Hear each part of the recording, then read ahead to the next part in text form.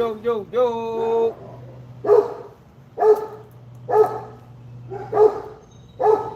That man LeVar was in the building early. What it do?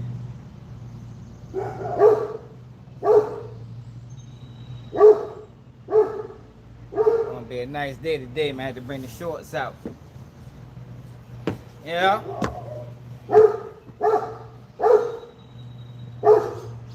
Sun ray come out.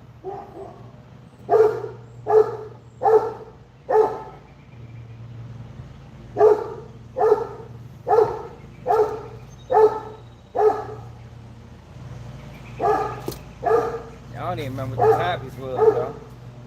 Then we got Ben 10.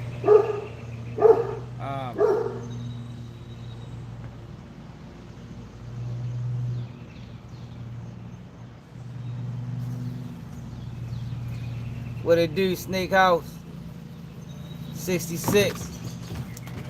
Yeah, I'm out today. Off today. Yo, move, man. Move. Off today.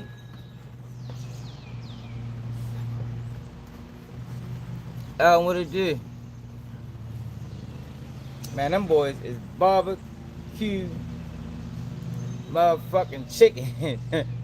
They ain't gonna make out like Alicia Andrews. Them boys barbecue chicken, man. And they seeking the death penalty against them boys. Yo, Florida pursues the death penalty a lot. I wonder what state pursued the death penalty the most. I guarantee Florida up there, yo. Let's see. What state pursues the death penalty the most? What state? Texas has the highest total number of death penalty executions in the U.S. since 1976, with 598 executions. While Florida had more executions in 2025, Texas still leads overall. Oklahoma has the highest per capita rate. Texas, Oklahoma, and Florida. Top 3. Virginia on there, but they abolished it in 2022. But that's not. I want to know who pursued it the most, though. What state pursues the death penalty the most? Texas has carried out the most executions in the U.S. since 1976, with over 591. While California has the largest death row, Texas is the most active in carrying out death sentences. Florida and Alabama are also pursuing executions. Yeah. I knew Florida had to be up there, man. I knew that. What's up, Kenneth? It had to be up there, y'all, because it's like every time a case get covered in Florida, motherfuckers seeking the death penalty down that bitch. They try and kill Melly. they try and kill Julio dudes. That's just the notable ones. I can just imagine who the fuck they doing that to that ain't notable. That ain't notable.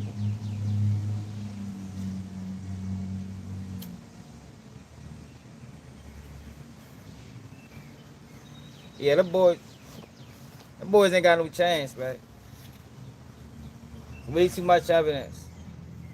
Way too much circumstantial evidence. Matter of fact, the evidence that they used to try to get. Remember when we covered Alicia Andrews' case? The evidence that they tried to use to convict her was basically all them. You feel me?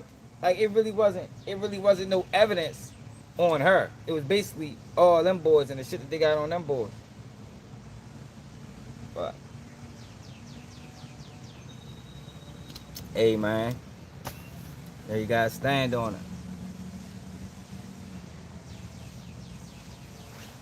Nah, I don't get no headache.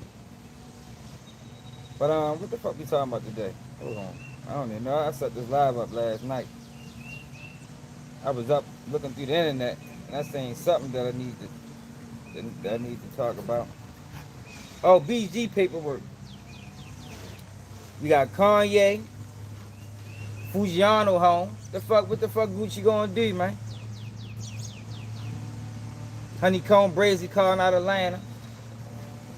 Yo, what is Gucci gonna do with Fujiano? Is he gonna hold that man captive on a sinking ship? This how you can tell right here. You'll be able to tell who was right and who was wrong in that Gucci Mane Pooh Shiesty situation. If Gucci Mane don't do the right thing by letting Fujiano out that contract, you already know what's up with him. For real. He got to let him out the contract, y'all. Got to. Got to. I'm telling you. Got to. For Fujiano career to flourish. Matter of fact, I'm gonna go to Instagram later on today, and we gotta put a panel together, man, about this Gucci Mane shit. 'Cause I want to hear other people's perspective. But if he want Fujiano to flourish, he got to get him out that contract, yo. I'm telling you, everybody watching, you heard me. Pooh Shiesty was your man, at least on the label. You supposed to be from the streets. Gucci went against the grain, openly. Man, but that's not gonna work. That's not gonna work for Fujiano. That's not gonna work for his career. So you think Gucci willing to take a loss? Because if he rework his deal and give him some more money, he gonna take a loss on the investment, yo. Because I think it's bigger than just Gucci. It's the whole 1017. I think 1017 is done, and we gonna see for people that disagree. I just talking to my man. He said the same thing. Yo, they done, yo. Because certain cities ain't rocking with it. Now, I know other cities more lenient when it comes down to, shit that Gucci did, yo, but Baltimore was a hub for Gucci. And I'm telling you, a lot of niggas in Baltimore ain't fucking with Gucci. Ain't fucking with 1017, the label. He's deep with this shit. You gotta get that man out that deal, yo. If he really fuck with Fujiano, and he want Fujiano to succeed, you gotta get him out the deal. Gotta get him out the deal, yo. Maybe you can work out something on the back end where, you get a little 5% of his future earnings or something like that. But you gotta get him under if you want him to succeed, you gotta get him from under that 1017 umbrella. Let the bitch burn, yo. It's sinking. You know what I mean? That shit's sinking, man. OJ Juice Man tried, yo. He tried to save Gucci. OJ Juice Man on some bullshit. Niggas ain't calling it like it is, yo. The whole Atlanta. I'm gonna talk about that too. The whole Atlanta quiet on Gucci, yo. The whole fucking Atlanta, yo. All them niggas that was calling out 6ix9ine for being a rat, calling out Gunna for being a rat, man, they not saying nothing about Gucci, man. Man, what it is? They not saying nothing.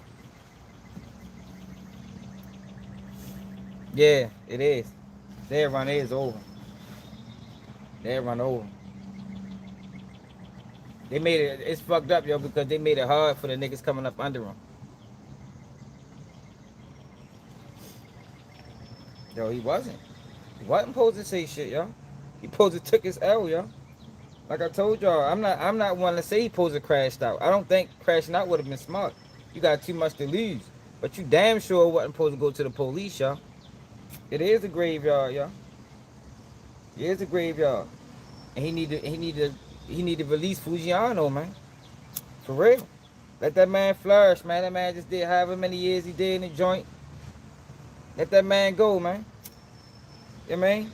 Like, wow, the ship is sinking. You know when the ship sank, right? By law, the captain gotta stay on the ship. Don't nobody else gotta stay, y'all. You feel me? The motherfucking waiters and the housekeepers and the room, the people that clean up the room, they don't gotta sink with the ship. Don't make that man sink with that ship, man. If you want to sink with the ship, sink. But get that man a life raft, man. Let that man go, man.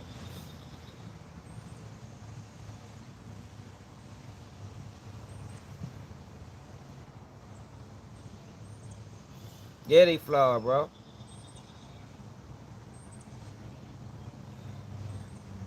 Yeah, they flawed for not saying nothing. Atlanta done, y'all, but like I said, they making it harder for the young niggas coming up. Now the young Atlanta rappers is gonna be looked at crazy because these niggas, and it's fucked up. It makes it even more worse because Atlanta done had the ball for so long. You feel me? They had the ball for so long, y'all. Just to fumble that bitch.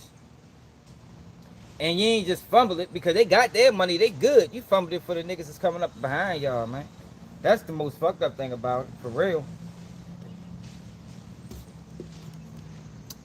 All Atlanta do got his future.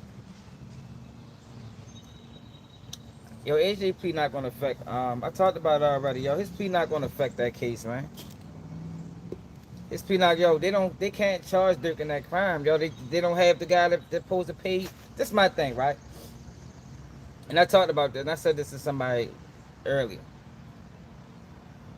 Ken, per what AJ said, Ken is the one that paid him, right? Ken is the one that paid him. Ken is dead.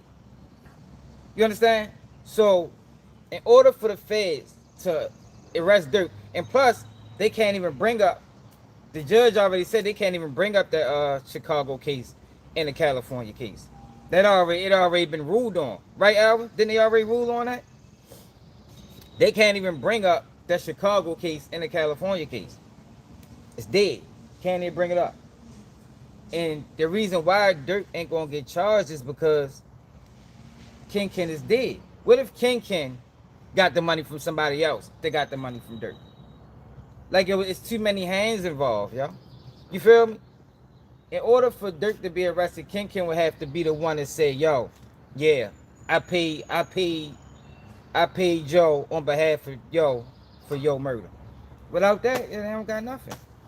That plea deal ain't gonna have no burns on Durk. Know who it's gonna affect? Marley. It's definitely gonna affect Marley, but it ain't. They not. That's why Durk not even mentioned. They're not calling him a co-conspirator or nothing. They call him individual A.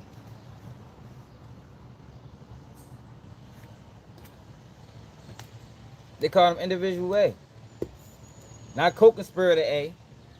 Individual A.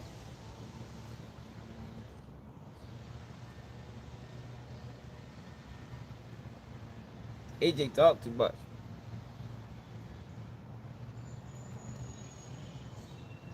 Yeah, I talked about that.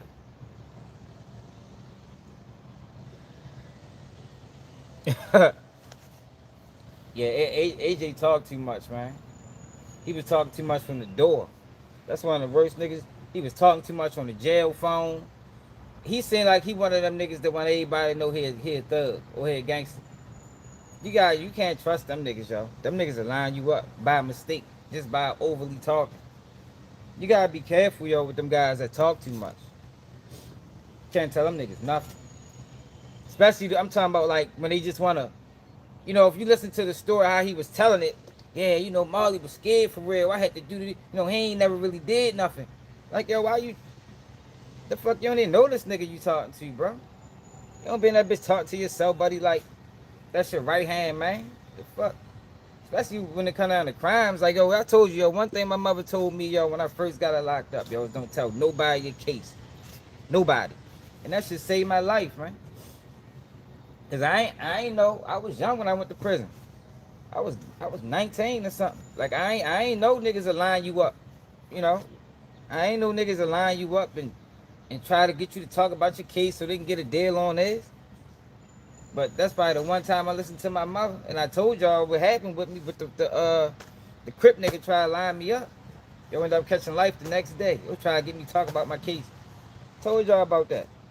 Come in my cell like, yo, if you locked up for a murder? I'm like, what? I'm laying in the bed. It's a big nigga too. He's big as a bitch. I'm laying in the bed. I get up. Like, yo, who told you that? Oh, nah, yo, I can tell by how you act, because you stated yourself. That's why I gave you. That's why I gave you that's why I told you go to the law library, yo, to look up on your case. Then the nigga next question was, how many people you locked up with? Red flag. Come on now, bro. For one, I never told nobody what I was locked up for. For two, what the fuck make you think I got co-defendants? Go try to line me up. Go for life the next day.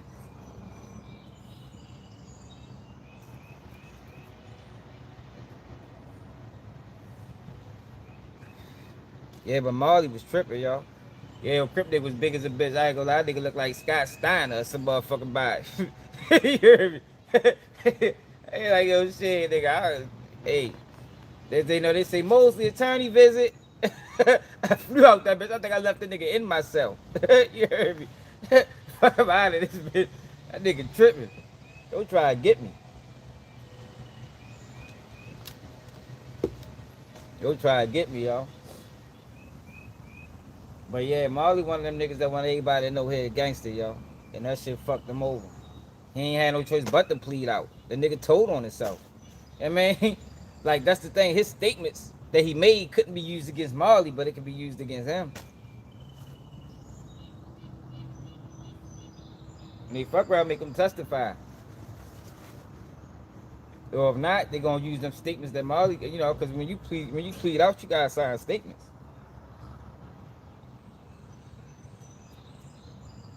And Marley is definitely mentioned. So AJ is snitch for real. Yo told. Yo told on Marley.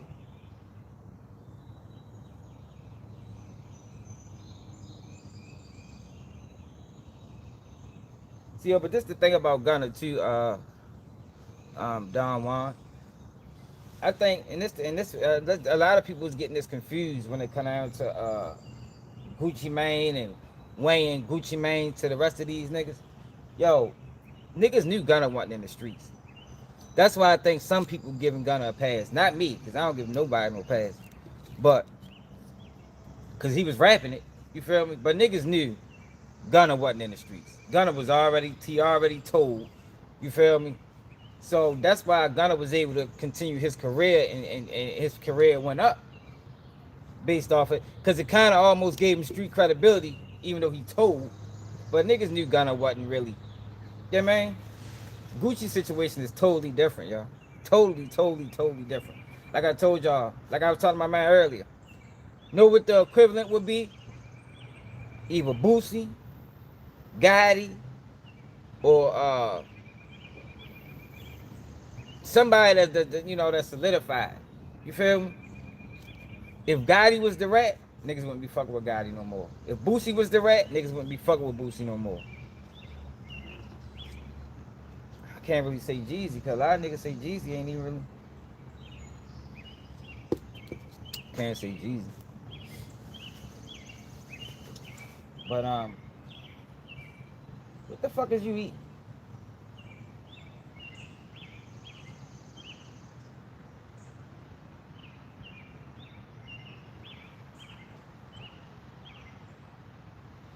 Yeah, but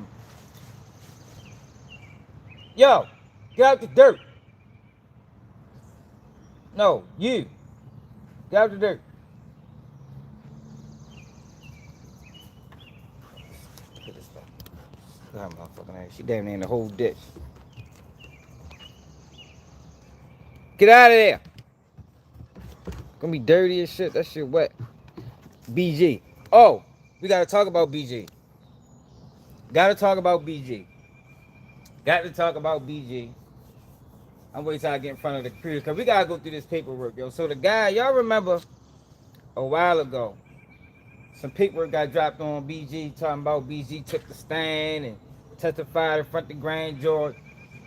So the nigga posted the paperwork, and then the comments, he going back and forth with BG girlfriend, and he explaining his position on the situation. Yo, but it don't make sense. It don't make sense. Like, yo, wait till y'all. We ready to go in front of the computer. I'm trying to let them run around for a minute. Oh, but before that, yo, we got to talk about this New Orleans rapper, man. I don't even know shorty name for real.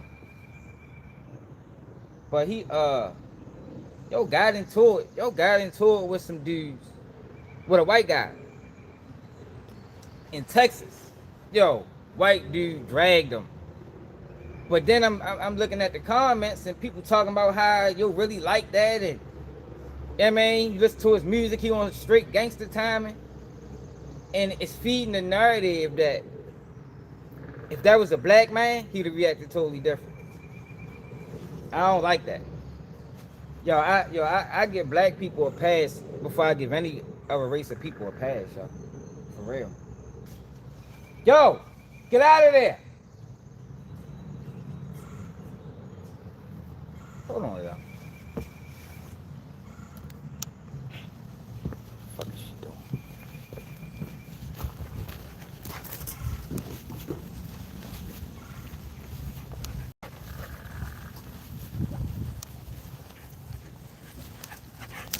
The fuck is you doing?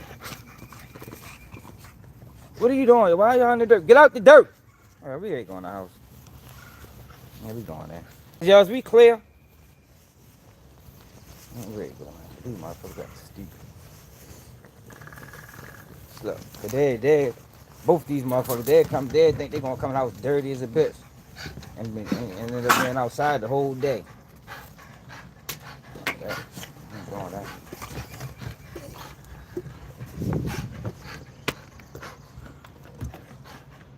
I ain't in Baltimore, bro. No, I'm in PA.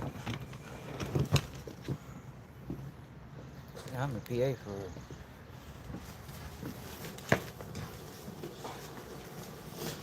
I ain't been in Baltimore in years. I still visit though.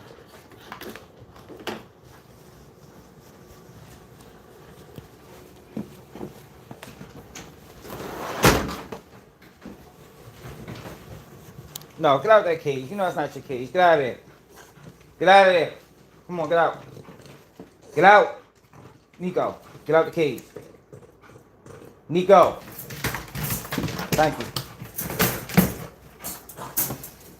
Fuck y'all got so much energy for it. In the cage. This nigga's like high energy as a motherfucker. Yeah, yo, so I gotta show y'all this shit, right? And I don't respect it.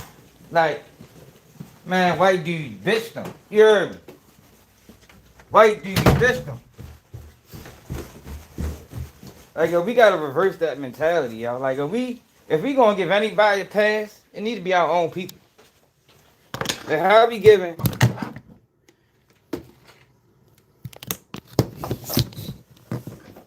How we giving other people a pass before we give our own people a pass? Like, man, people in the comments like, yeah, he really like that. But let this motherfucking white man drag his nuts all over him.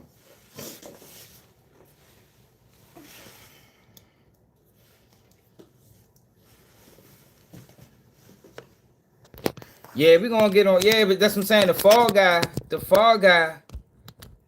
guy did a he posted the paperwork and he explained his positioning in the comments. But like I said, it don't make sense. Like, yo, the nigga is reaching. And Gucci, BG didn't testify in front of no grand jury either. I'm gonna show y'all.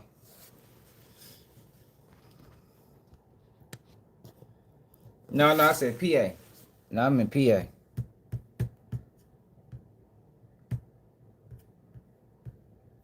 PA.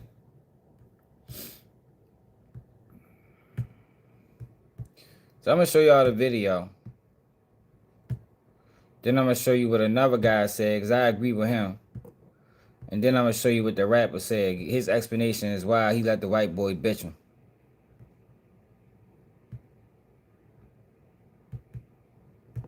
Oh, and Boosie ain't taking no accountability, y'all. We gotta talk about Boosie.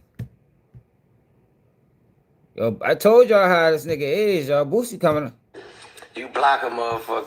Yo, Boosie coming off as real flawed, y'all. Like, real flawed. I don't even think he realized it. Like, I don't think like, yo, just admit you was wrong, my nigga. You was wrong about the Vlad shit, bro. It's alright. You know what I mean?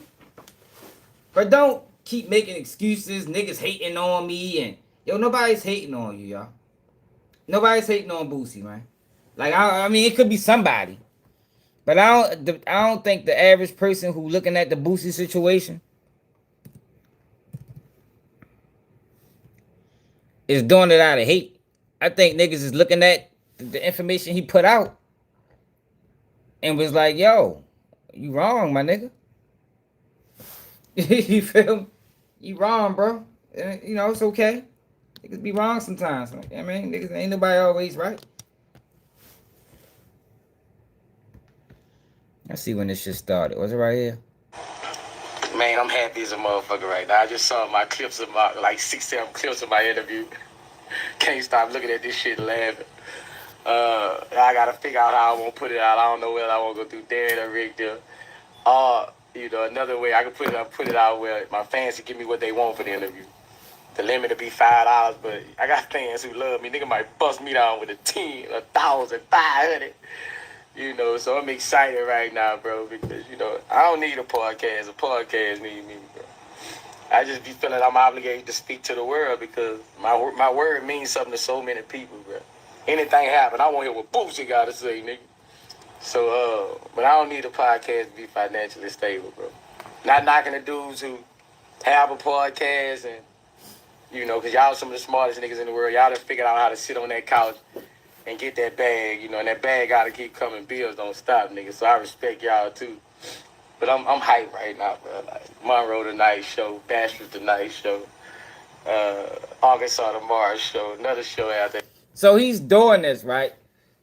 Because he basically fumbled possibly 175,000 a year over 5,000 hours or 10,000 hours or whatever it was.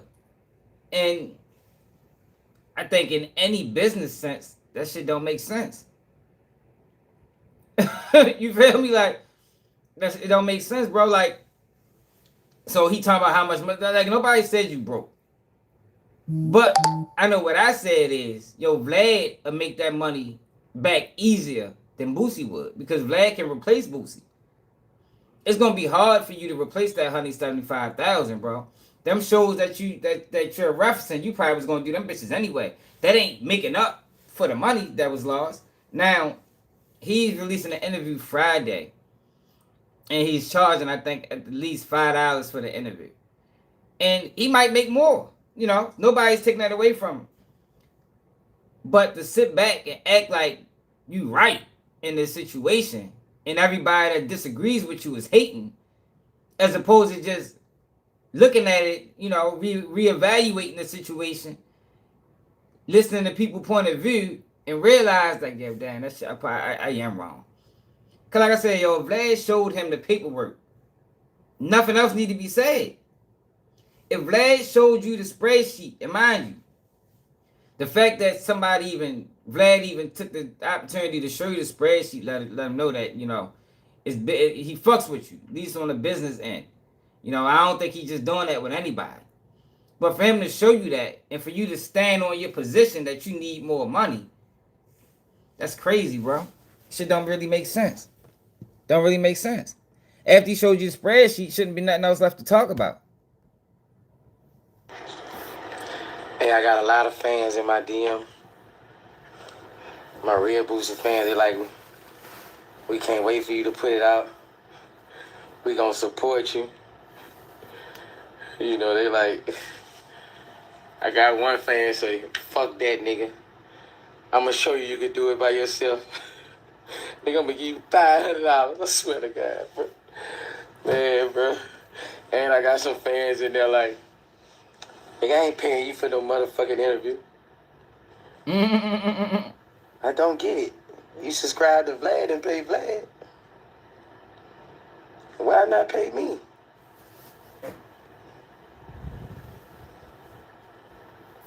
And I didn't get that. Like, you subscribe to Vlad and pay Vlad to see me, but you don't want to pay me. Block. Now you But shout blocking out to niggas. my fans who read. Like, yo, come on. Now you blocking niggas, bro. Like, Boosie out here. Boosie looking, he looking wild. He don't even realize it.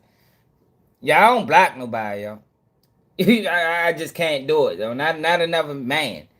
You know what I mean? Like, that shit is reserved for females. Like, I'm not blocking no other man. I'm sorry. Everybody probably look at that shit different, but I don't be doing that. But I just had to. Just because a person said they ain't gonna pay $5 for your interview, you blocking them? Like I can see if it was something substantial, nigga keep trolling, motherfucking racist. It gotta be something major. But just because they say, yo, I ain't paying $5 for no interview, bro, like, Your interviews been free for the longest time. You block a nigga for that? But I guess this is how he characterized or rationalized the idea of niggas hating. Express that shit like. I got For some real? real fans who ready for me to, I'm dropping like 4 interviews a year, that's it. But I got some real fans ready to support me, and I'm grateful for that. And I got. And what he's going to realize is the first interview is going to be the best one. Over the time, you charging for interviews, them numbers is going to dwindle, bro. You was better off staying with Vlad, my nigga. And y'all never heard me say that because my thing is, if you was going to cut Vlad off, you should have cut Vlad off when, Vlad had a lot of issues or situations where a nigga supposed to separate himself from him. But you rock with him. You rock with him when Vlad was doing bitch ass shit to other people. Now you think Vlad swined you out. Now you don't want to fuck with him. That's a little hard, Boosie. Being as though you present yourself like you're a spokesman for the black community or a spokesman for the streets. Vlad did a lot of flawed shit. You should have stopped fucking with Vlad after that BTB Savage interview. That was the worst. It ain't getting no worse than that. But since that didn't affect you directly, you kept rocking with him. That's a motherfucker saying, I'm not paying to see an interview. But you subscribe to Vlad.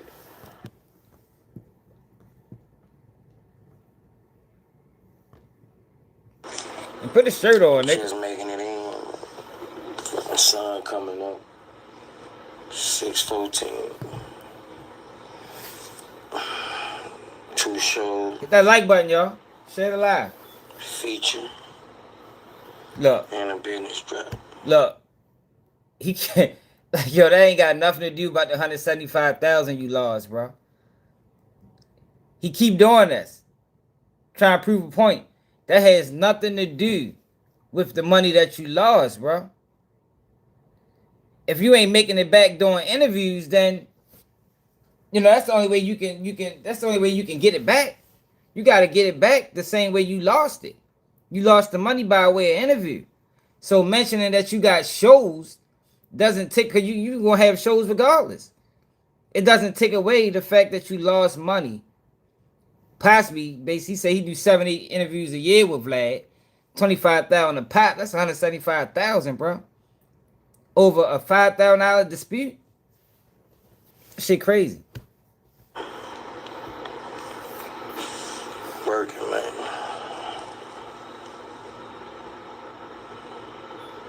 Tired now. Lay down.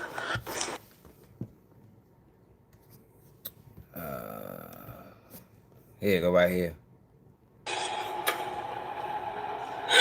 Bruh, motherfuckers mad at the love I get, bro. I'm telling you.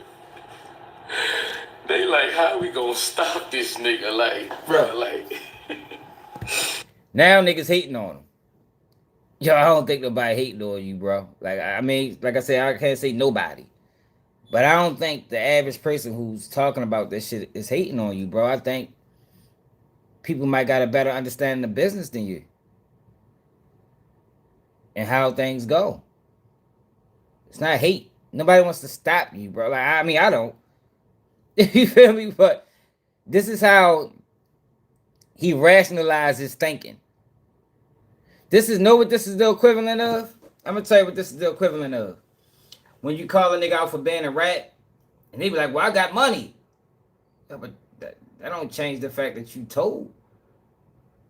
You feel me? Like, that's what this is equivalent of. But Boosie will be the same one that'll call somebody out for what I just said. He'll be the same one. But you're doing this right now. Right now. People say, oh, you made a dumb business decision. Instead of you accepting that it was a dumb business decision, niggas hating on you. Niggas want to stop you. Niggas, like, yo, come on, bro. Like, yo, come on, Boost. You gotta tighten up, shorty. Gotta tighten up, my nigga. You can get 5, 6 of them all together. They just can't stop this. Can't stop this shit, bro. Like, I know niggas be crying in the car, bro, because niggas like, how they love this nigga so What's up, much, kid, bro. baby? You know. And like, you know, you can get 5, 6 of them together, bro. They still can't stop this shit, bro. Like, man, this shit crazy, bro. Like, and I thought about it, like, all the motherfuckers, like, it's mad because the love I get, like, and it be, don't nobody love them. I think about everybody who be fucking with me upset. Don't nobody love them. That's what it is, Quentin. That nigga a narcissist. That's exactly what it is. Don't nobody got that good to say about none of them, bro. I just saw Sick Dime say some DJ Academy, like, bro, like, don't nobody got nothing to say about these dudes, bro. Like, don't nobody love them, bro. I wouldn't even mention 6ix9ine. Bruh. That was pointless. I gotta make a name for these group of motherfuckers who just be, you know, like, motherfucker mad at the love I get. They never seen it. Like, she can't be stopped.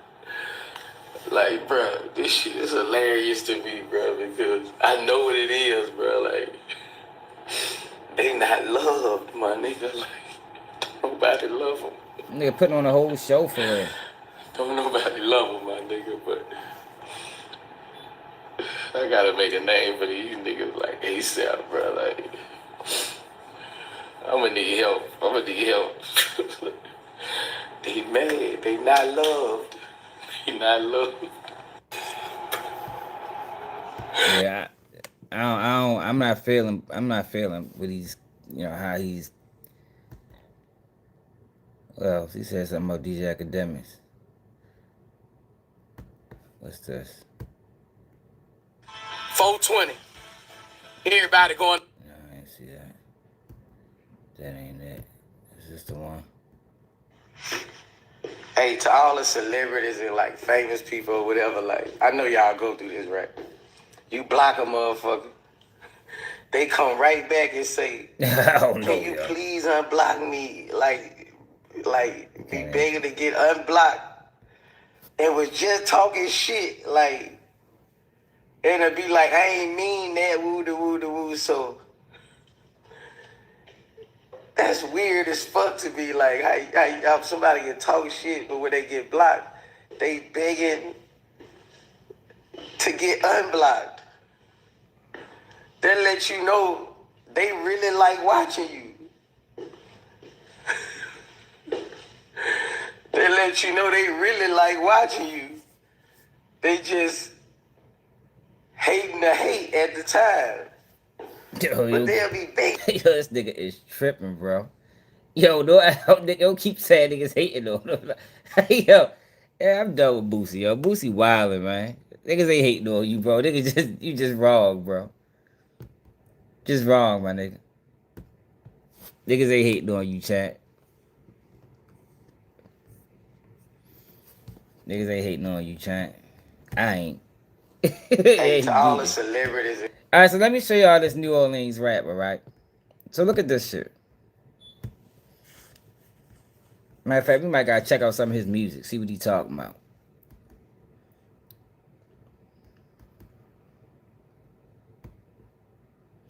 Yo, he let this white boy go all the way in on this nigga. All the way in. We gotta go check some of his music out.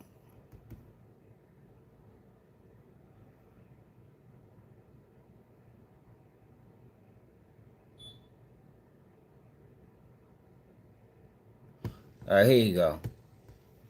Man, y'all niggas is stupid. Let's go to his music first. Nino Calvin. Are y'all familiar with him? 161,000 followers on Instagram. That's what we talking about. Yeah. Alright, so listen to this nigga lyrics, right? So yo, come on now, my nigga. Hey, to all the celebrities and like Come famous on now, people. bro. That's how you rapping. So look at this. Look at this shit.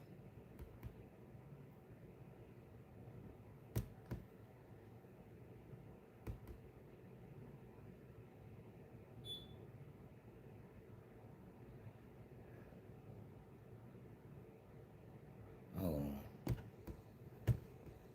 Man, y'all niggas just Look at this shit.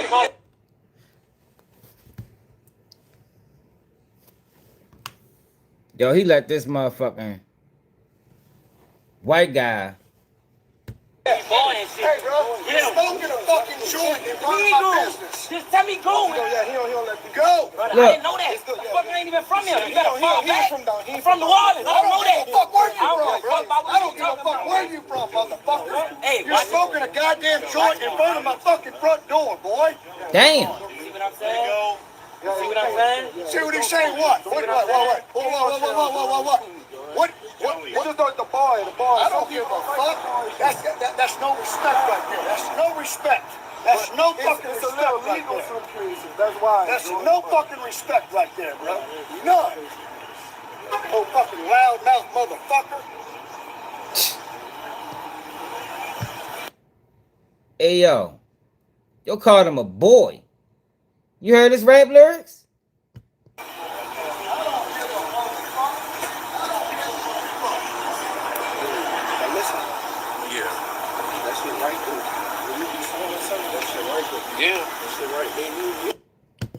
So look, right? So this guy called him out on it. And I want y'all to hear his response. So Shorty called him out, whoever he is. Step out for this one. OG it. People been sending me that Nino Calvin situation with the white dude in Baton Rouge and shit. You heard me? So he's in Baton Rouge. I'ma keep it street. I finally watched the full video just now. And I'ma say this. From what I understand and what I done heard about Nino, he wouldn't have did that if it was another black man. And if it was another black man establishment. I'm keeping it a bean. From what I understand, and you feel me? Like I say, I know if Nino getting into it with niggas that I know. You know what I'm saying? I ain't never known him to spell even spell verbally. You feel me? Hey bro, we gotta stop this shit then. That's prime example right now. We gonna change, we need to change. But just step out for this one. OG it. I'm gonna say this, you feel enough is enough now. It's cool, all right? Now enough is enough. If we ain't gonna have that same type of patience, that same type of compassion, that same type of restraint for other black dudes, then we need to stop with the putting iron on niggas, stop all that. I agree. Cause that's whole shit to me. Like I say, nigga, I'm from the country, nigga. Yeah, I'm from the country. I agree. You let that white boy drag his nuts on you, bro. And based on he say he know him. It will know niggas that he into it with. And he carry it totally different with other brothers. But you let that white guy drag nuts on you, man. Called you a boy to your face. Nigga, guess what? When you grow up in the country, nigga, you grow up with white boys and black boys. I done whoop the fuck out of a bunch of white boys. And I done whoop the fuck out of a bunch of niggas. Nigga, I done whoop the fuck out of Mexicans and Texans and all that shit, nigga. I don't have no pics, but it's not about me. But one thing, I give the utmost respect and the utmost blessings, lessons, and patience to other black men. Facts. That's how it's supposed to be. Like how you go hard on your own people, yo, than people that's not a part of your race. Yo, that's backwards as a bitch. That's social engineering. And we ain't even talking about killing them. Like, yo, it could have just been a fight. Yo, but you were never supposed to let your talk to you like that, bro. I don't see you other dudes doing that shit. Man, if that had been another black established dude, black establishment owner come out his own shit and tell him, man, get the fuck from around my shit with that smoke, man. Nigga went. I'm gonna say this, you feel enough? That'd have been another black establishment owner, and he would have came out that bitch and say, man, I just listened to what the white man was talking like he wanted to scuffle right then and there. He did. Like we ain't gonna be like come on, man. And this is what I be saying, bro. Every nigga that I know who a killer or got killers on their team only kill black people. Every person that I know who got killers on y'all team, y'all only step on black people. And y'all get in front of white folks and say, yes, ma'am, no, sir. You don't even tell the elders in your hood, in your family, yes, ma'am, no, sir. Man, this shit gotta stop, bro. It just, that right there exposed. That's what I'm saying about shit keep getting exposed, dog. Hey, man, on some everything, bro, we gotta give each other as black men grace, bro. Same way y'all get them white bosses and all that shit grace, too. Come on, man. That'd have been another black established and say, I don't care what nigga, what excuse motherfucker trying to make. Bro, the white dude was talking like he wanted the grease, my nigga. Yeah, he was. He was talking like he wanted the grease. Since when niggas be scared to go to jail? You feel me? Because y'all will shoot a nigga. Y'all will take a nigga from his family. Y'all will take a nigga from his mama. And don't care about no going to jail. But now all of a sudden, it's a business on the Man, so what? Again, nigga, bitch, I'm from the country, nigga. Nigga, I grew up in schools, it was 60-40, 60% white, 40% black.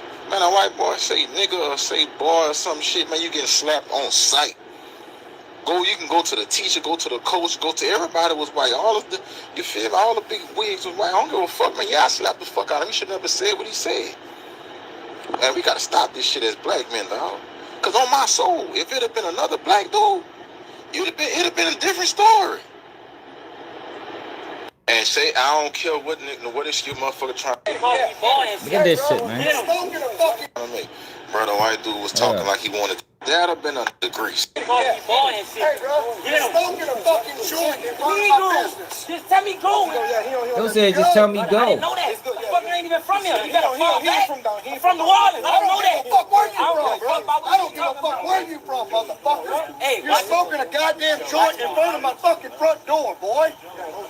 Yo, he called him a boy, yo. That right there. See what he's saying? What? Yo, he bitched you, bro. Talking all that gangster shit about how you spend and niggas don't pay with you. Man, that man bitched you, bro. What? What is the boy? I don't give a fuck. That's no respect right there. That's no respect. Look. That's no. Yo said, I don't give a fuck. That's no respect. Basically telling him, he called him a boy. He know what it means. Stood on it and said, yeah, that's because I don't respect yo. It's a little legal some cases. That's why. That's no fucking respect right there, bro. Point his finger at him. Oh, fucking loudmouth motherfucker. Yo, crazy. So look, so this is his response. Now y'all niggas are stupid, man. First of all, why would I do anything to a white man in front of his establishment? Second of all, no one was harmed. Nobody put their hands on nobody. Third of all, never let your emotions overpower your intelligence. I admit I was wrong for smoking weed in front of the establishment. Look, you're saying all the right shit now.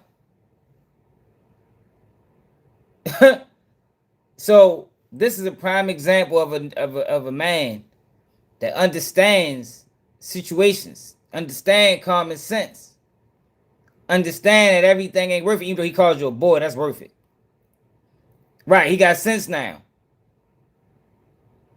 But you go back to that music. So when he told me to put the weed out, I said, okay. But when he said, boy, did you hear me? I got up and I walked to my car to leave.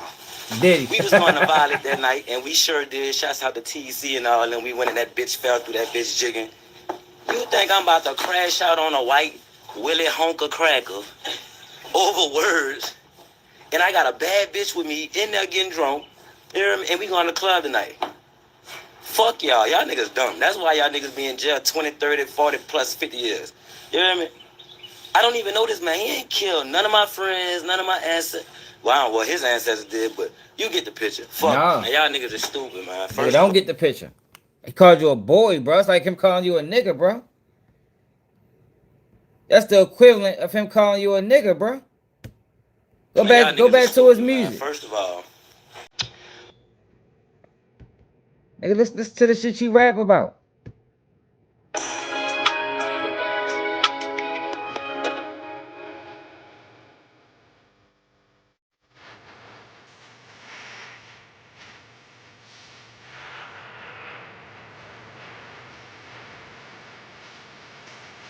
Throwing up gang signs and shit. He ain't talking about no gangster shit on there.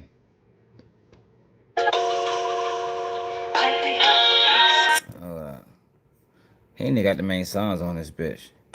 She had a location on around me, I almost heard the bitch. Sent her on a store run, go to Souls and get some turkey neck. Let me get that mouth for me from out your bitch. Show me what you're working with.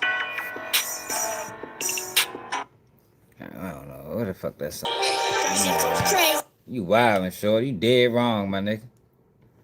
Dead wrong. Dead wrong.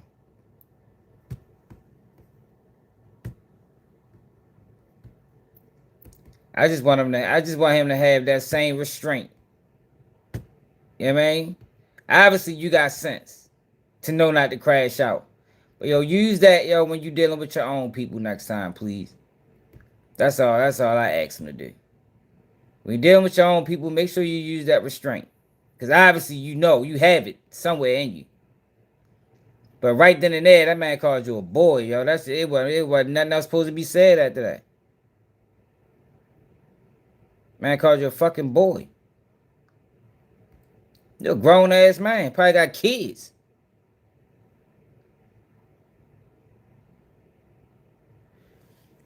So did y'all see this situation with Mav Hoffa?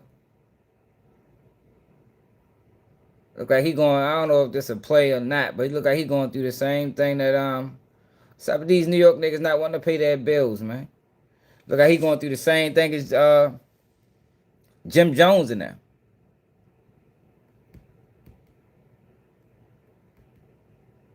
Fuck that shit out.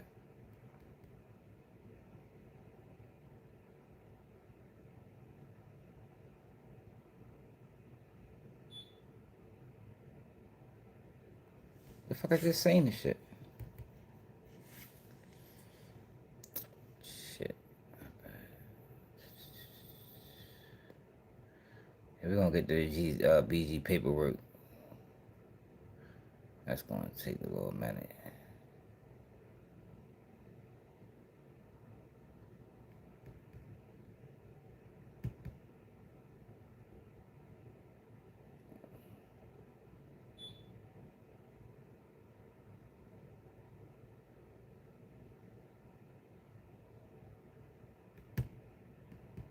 The fuck is that?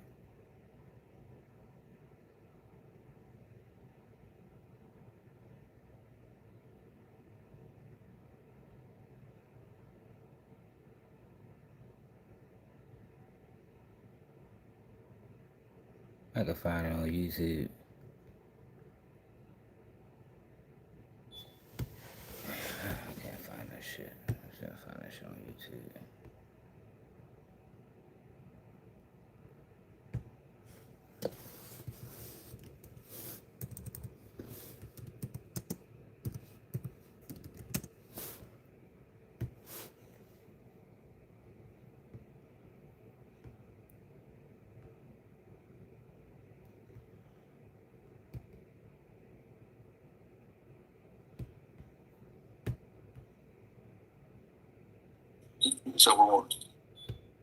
So this one works. Yeah, which two of those? These two. Those are the two for that one?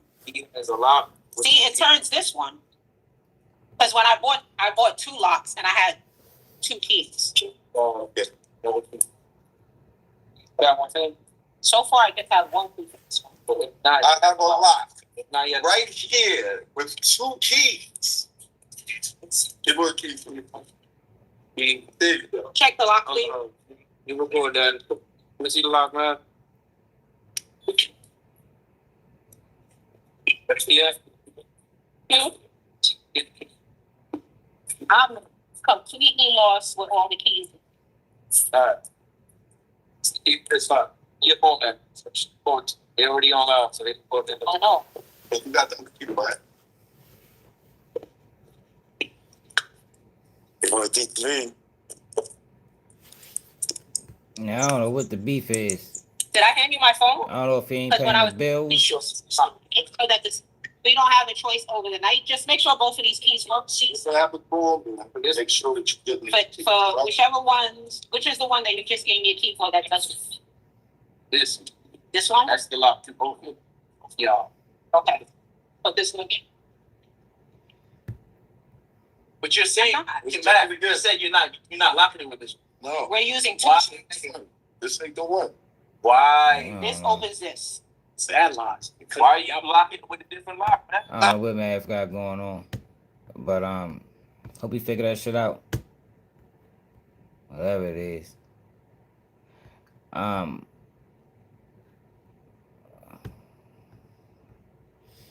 Yo, so what Kanye West, man. Kanye West turned out to be a bitch. Did y'all see this? Kanye West. Let's pull it up on here. Yo, they got Kanye West on a motherfucking apology tour. Niggas be crazy. Kanye, this is why we always gonna get treated like this. Because these niggas, we always gonna get treated like this, yo, because these niggas can't stop apologizing. The fuck the Breakfast Club say? Is this the Breakfast Club? That was 2 months ago. He wrote an open letter. The other day, 4 months ago, he went to the damn, talked to the rabbi that didn't speak English. Now, yesterday, they catch him coming out of another motherfucking establishment. Yo, these niggas is terrible, y'all. They're gonna be forever. Long as they know they can control niggas with money, they gonna always have niggas in line. Always. Kanye West. TMZ.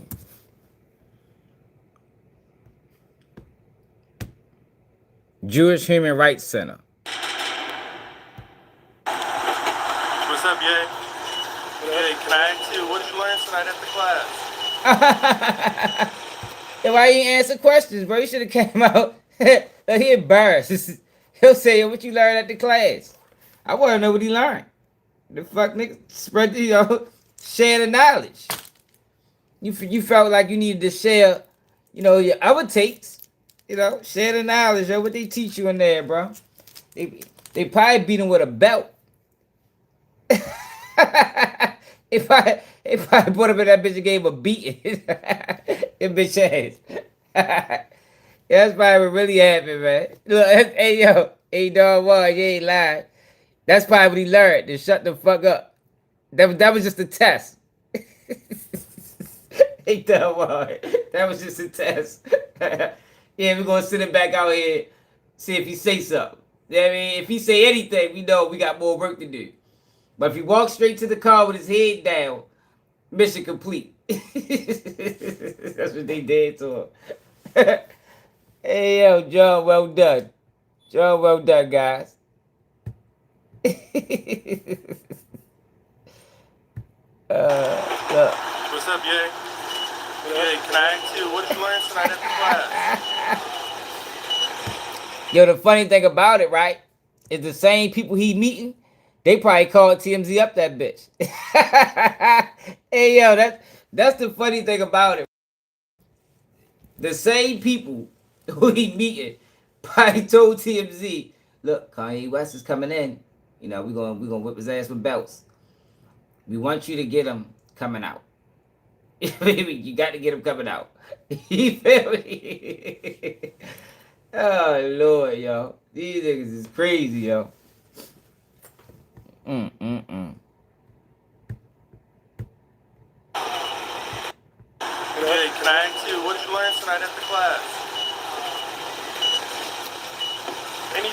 festival being canceled and the band?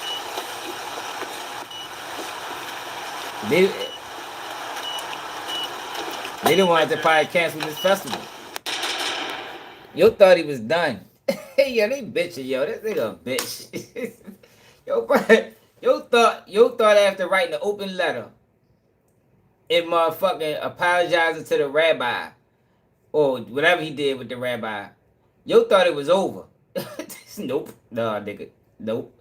Nah, we ain't done with you yet, bitch. You gonna be apologizing for 3. If you wanna get back into this hip hop lane, you gonna be apologizing for 3 years, nigga. Your bitch ass. I don't like these niggas, yo. Yo, I swear, yo. This is what happens when you let money control you, yo. You got enough money, bro. You should be able to survive and be able to stand on your pivot. You know what I mean? You should be able to survive with the money that you already accumulated and stand on what you believe, bro. But nah. Nope. Can't do that. We're gonna make his bitch ass suffer. They might have made him get on his knees. Yeah, man. That's probably what this meeting was about. Yeah, we know you talked to the rabbi. Yeah, but we need you on your knees, man. If you really are apologetic, we're gonna need you on your knees. Yeah? The man, put your hands, put your arms up like this. Let us know you come in peace. And we're gonna need you to kiss my feet first. You know what I mean? Before anything. We'll need you to kiss our feet. Probably 7 people on there. The motherfuckers don't be washing up and shit. We're gonna need you to kiss our feet first. And then, and only then, we might, because this ain't even guaranteed, we might let you do a show. We got a ticket to the board. I mean, we still decide. That nigga a bitch. Ain't no fucking way, man. Ain't no way. If I believe something, I'm standing on it. Straight up. Yo, Candace Owens and Tucker Carlson is going harder than Kanye, yo. And he was one of the ones that was talking the most shit. Like, he wrote a letter to them people a while ago. Kanye West. You need to apologize to black people, man.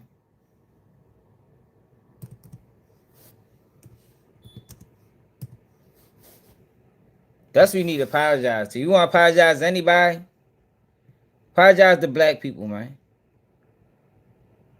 For being a bitch.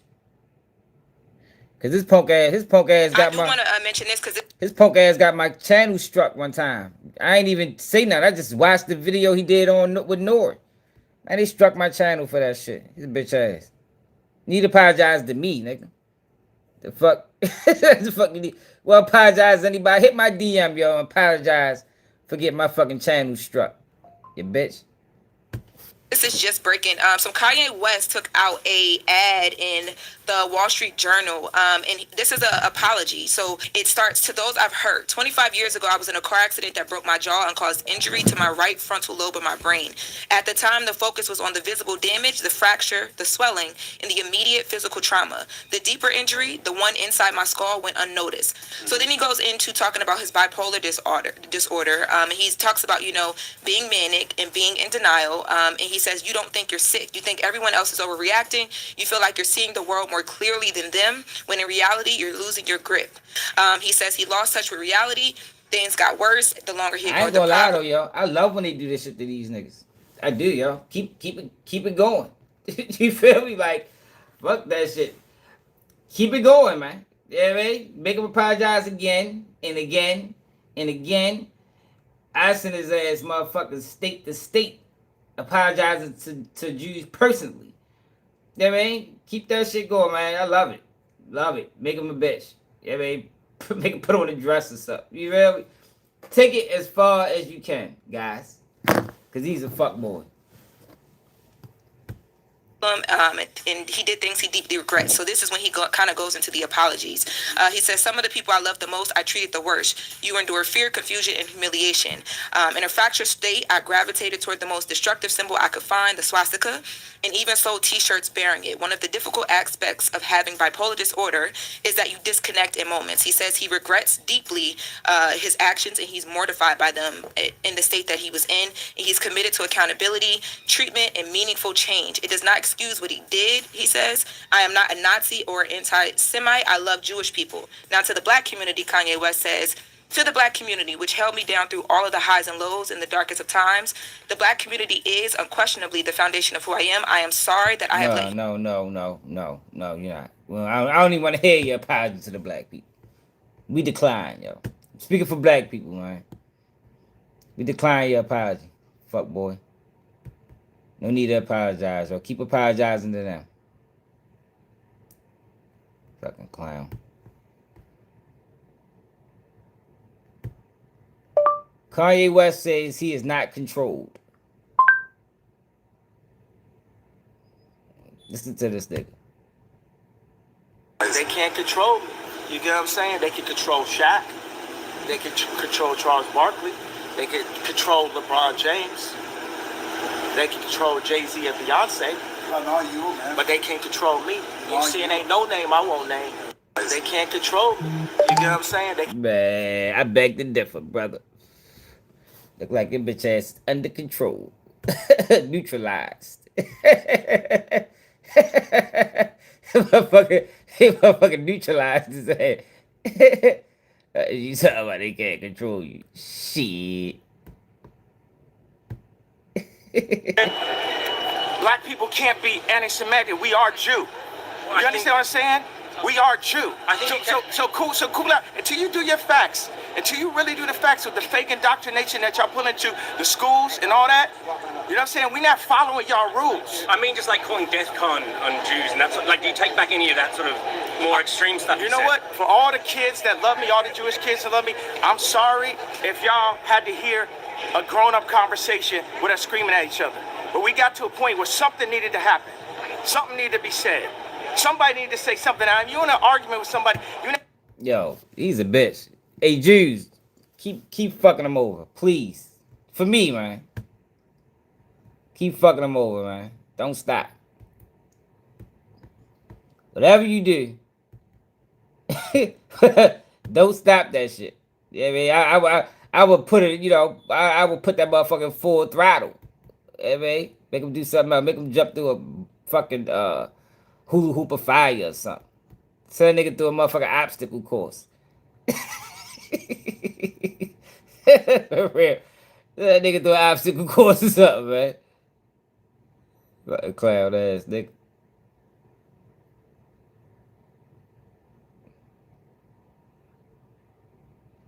That nigga Tucker Carlson apologized.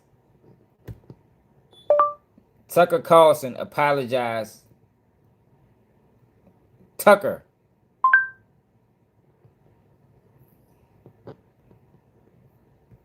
Tucker Carlson apologized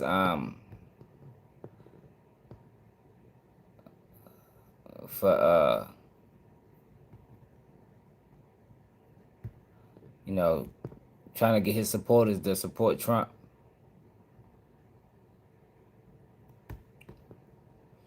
Where's the video at? I don't want to hear nobody else talking about it.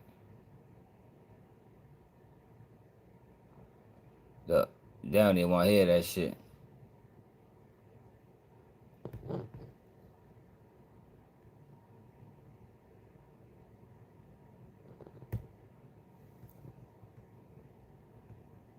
Joining us, co-founder of the Lincoln Project, Rick Wilson. Jonathan Lemire, still with us. I've got a theory of this. Rick, I know you've got a theory. But he apologizing to the people. Look, my theory is ain't nothing wrong with apologizing to the people, man, if you think you did the people wrong, man. Feels his audience is changing and slipping and moving around. I think this is an insufficient explanation in a lot of ways.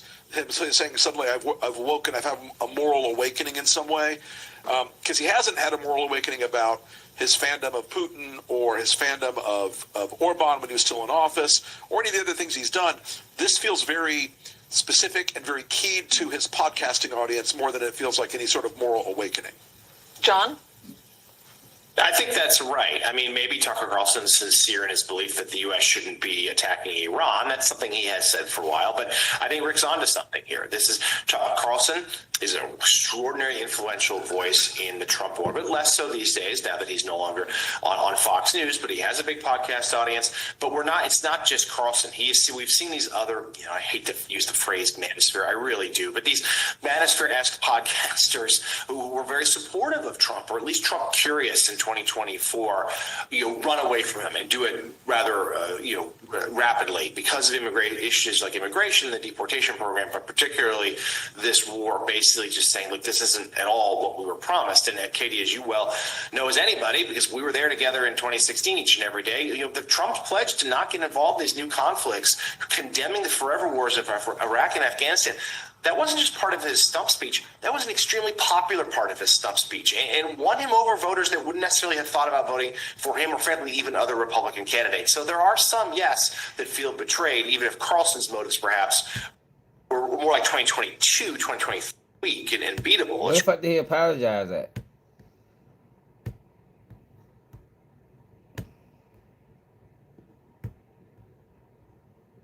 What, he wrote a letter or something?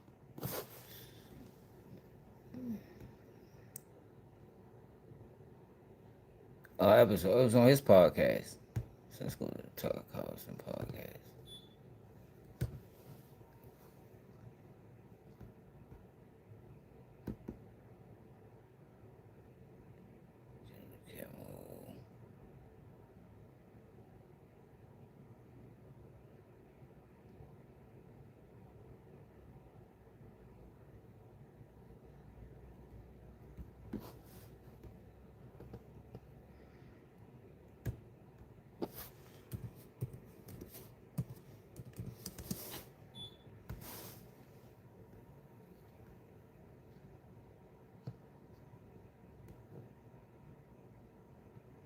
Must have on this show.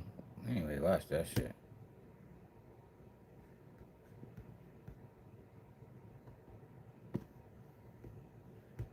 He ain't got that motherfucking he ain't got that bitch clipped up.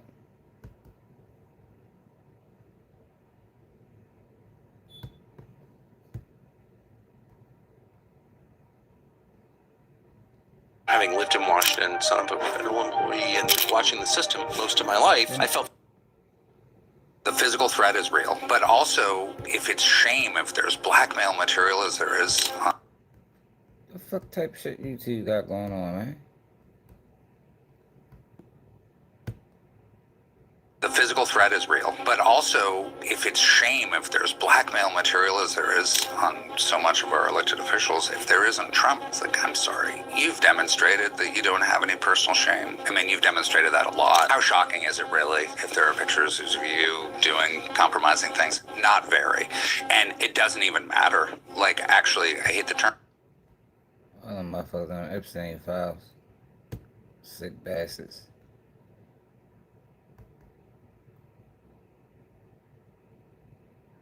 Yeah, it must have on this show, but we ain't ready to go through that. All right, let's get the BG paperwork. So,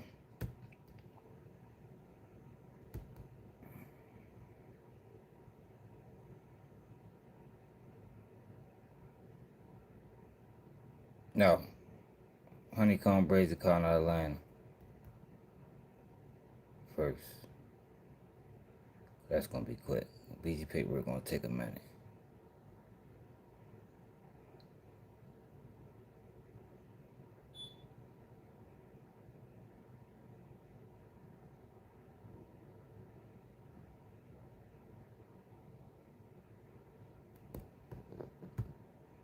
Listen, man, I don't know what they got going on in Atlanta right now, man. Atlanta got some of their water. Y'all got to change that water out. It might be the peaches. I don't want no peach out of Atlanta. I ain't eat no peaches unless it come from Big Bank. It got to come from Big Facts. If I bite a peach, Big Bank interviews Charles Whyte. So, it ain't really no different. That nigga interviewed Charleston White.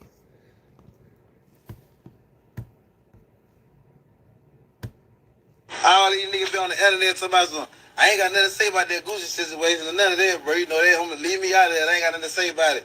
You ain't got nothing to say about it because y'all some bitch ass niggas. That's why y'all ain't got nothing to say about it. You niggas ain't raised how niggas raised up. So, bitch ass niggas, just shut the fuck up anyway. And don't even talk about it amongst your mama and your daddies and your sisters and brothers. Fuck niggas, talk about it on the internet. Let everybody know you talk about it. All you bitch ass niggas talking about it in the house and shit. Fuck niggas, stop it. All these niggas be on the internet talking about I agree, man. Atlanta, 21 Savage, all them niggas. Niggas quiet as shit about Gucci. Quiet as a motherfucker. I ain't like this. Look at Rilo. Rilo be clout chasing. Yo, take a picture with Durk father. Like, yo, come on, bro. Like, why do you do that? This the same shit Rilo did to Lil Baby and YF and Lucci. Everybody know your name bad. So he tried to use Islam. Like, that's fucked up, bro. You shouldn't have, like, you know, because in Islam, Durk's father can't deny him. You know, because that's his brother through their religion. But, yo, knowing your name bad and his name good, yo, why would you do this? Rather be on some bullshit. It's an extreme honor to pray with Durk's father for his son's freedom. I don't care what we've been through. Words or pictures can never explain the level of love I have for these brothers. Free Durk. Wow, we on some bullshit, bro. You know you on some bullshit, too. All right, now, let's get the Gucci, not Gucci, Wisconsin paperwork. All right. It's BG paperwork right here, right? So,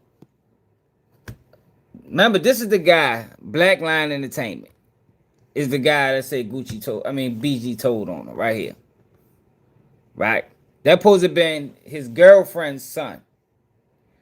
Yeah, but let's look at this paperwork. And I want y'all to see his explanation as to why BG told. Can y'all see this? Is this clear? Can y'all see that?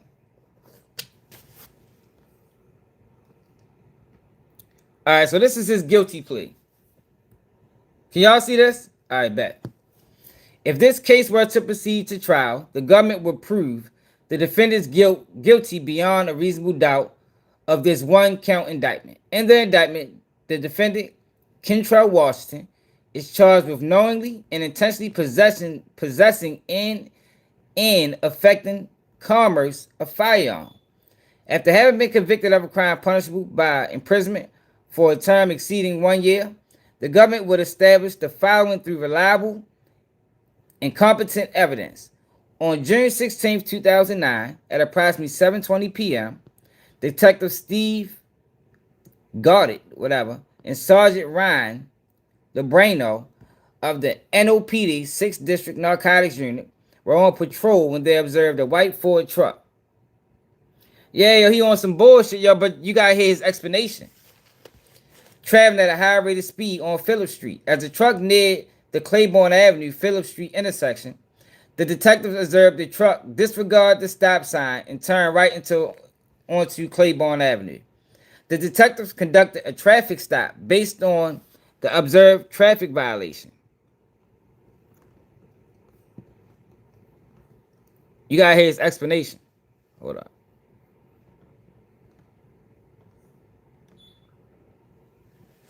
The detectives who were in an unmarked Chevy Impala equipped with lights and sirens, turned into Claiborne Avenue and pulled behind the truck with active lights and sirens.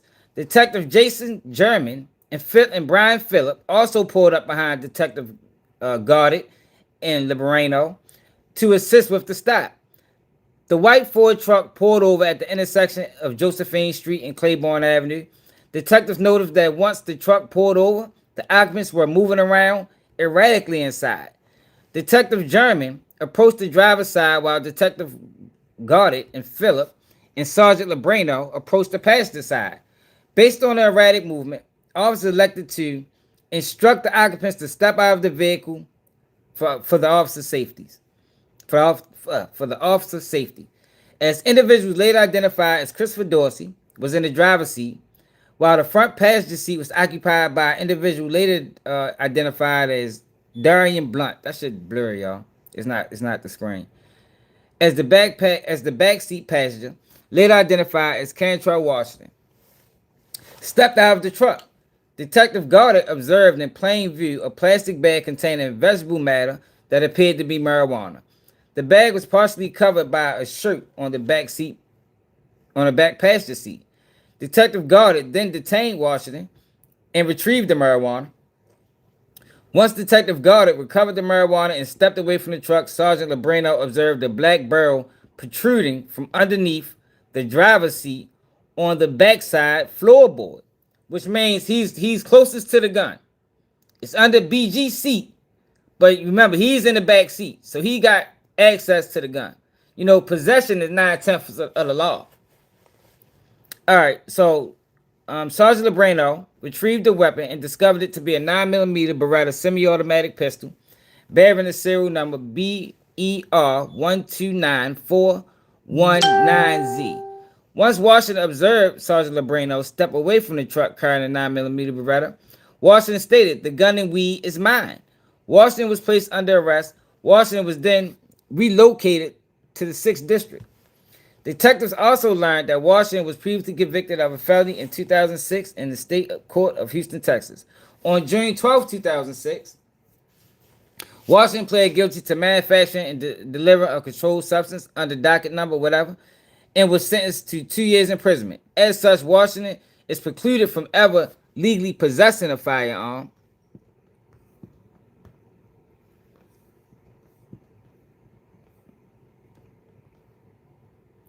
Detective German contacted ATF Jennifer Durk, who arrived at the 6th District Police Station shortly after. Washington again stated to the now he talking to the feds. So he told the police the gun was his. Now he's telling the feds that the gun is his. Washington was informed by the feds that he obtained the gun from his girlfriend in Houston. The detective took custody of Washington, as well as the marijuana and the handgun, and federally arrested him for being a felon in possession of a firearm. In addition, both Christopher Dorsey and Darian Blunt would testify that was what? Oh, all right. Darian Blunt would testify that Dorsey was driving. Both Christopher Dorsey and Darian Blunt would testify that Dorsey was driving, which is BG. Blunt was in the front seat and Washington was in the back seat. Both individuals would testify they were unaware that there was firearms in the vehicle, and they would both confirm that the firearms was Washington. That Washington admitted to officers that the firearm was his, and that he obtained the firearm from his girlfriend. Finally, Washington admits that on June 16, 2009, he was in possession of the above-mentioned firearm. He acknowledges that said conduct constitutes knowingly violating the Title 18 United States Code 922G. So listen to yo in the comments. So he's going back and forth with Body by Brooke, this BG girlfriend, right? He's going back and forth with a lot of people. So she said, this is a factual basis, just in case you wanted to take your statement back. You took your lick and they basically backed what you said. Because how would they know all of this? Obviously, they all had the same statement. You took the gun and they backed you. You was the fall guy. But listen to his response. Oh, that's me comment. Where the fuck is yo at? All right. So he said he got time for the second case he caught months later after the case with me.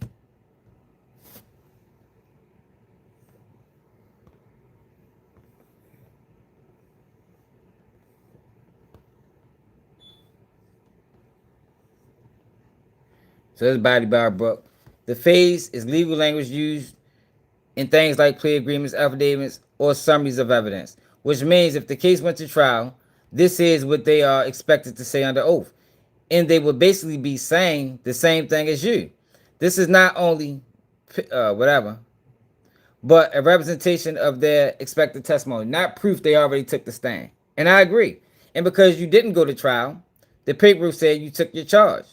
There would be no reason to testify. Y'all always playing with people's name, and the person who can't comprehend would just go for the nonsense. If she's 100% correct. But listen to, all right, I want y'all to hear what he had to say. Where the fuck is that at?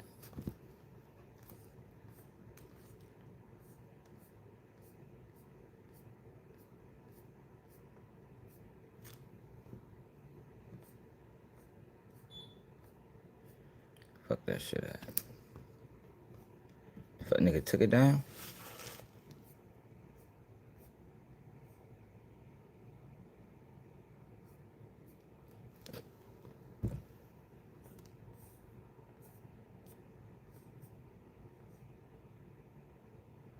All right, look. So this is what he said.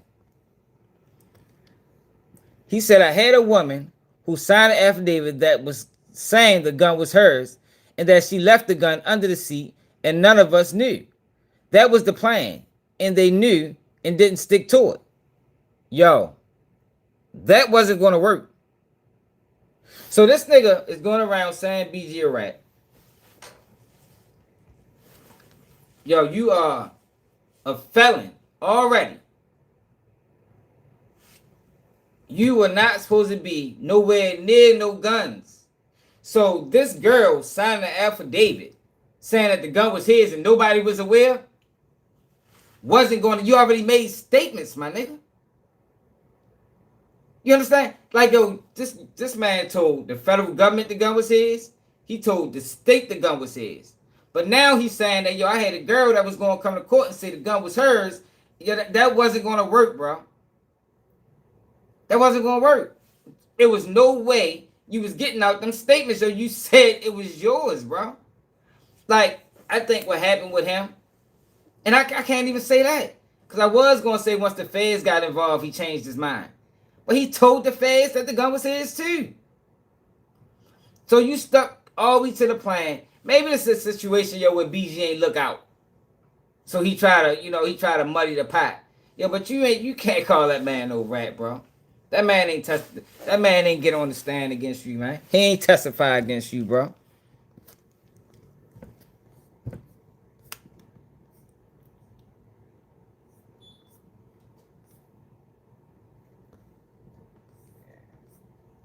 It was some other shit that I was reading when he was going back and forth.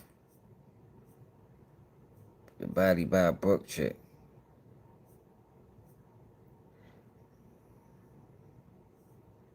Y'all know I call it like it is, man. Yo, you took the case, my nigga. Alright, here you go. What the fuck? They lying. This him responding to body by a Burke. Yeah, but that's what I'm saying, Daryl. He told the feds it was his too. Like, yo, you made 2 statements to law enforcement, bro. It was no way you was getting out of that. It was no way you was getting out of that, yo. You took ownership. Like, yo, you can't tell the police the gun is yours and then try to get the statements retracted. Like, I can see if you want Mirandaized or, but you told the state and the feds the gun was yours, yo. It wasn't no fight. Why are you even still fighting the case? It wasn't no fighting the case. You feel me? Like, it wasn't no fighting the case. Like, he's trying to present this story that it was like BJ and them fucked up his chance to fight. Yo, you fucked up. You gave 2 statements, not one. Maybe you could have fought one. Yo, but the nigga gave 2 statements. So I asked him, and he ain't respond. I said, yo, so how was you going to get out them statements? Because that shit with the girl after that wasn't going to work. The only way he was going to get out them statements is if he said, I was pressured into this, and it was their gun. So he would have had to snitch. That was the only way he was getting out that shit. And I don't even at that rate, it still wouldn't have been clear. They still would have had to fight. That's what I think, and that's what I think, Dre. He did tell her this girl. That's what I think, Dre. I think that BG ain't look out, and he came up with this shit. Yo, but you know, that's BG should have looked out. The nigga took the case for you. But I think what happened is BG went to jail right after this. So that probably would fucked everything up. When BG went to jail, he thought he was going to try to get out of this shit. But it was no getting out of it, yo. You told two different people that the shit was yours. So he said, what the fuck they lying to you? So that phrase you talking about is what they already said under oath when they, BG and Blunt, was called to court to make the first statement.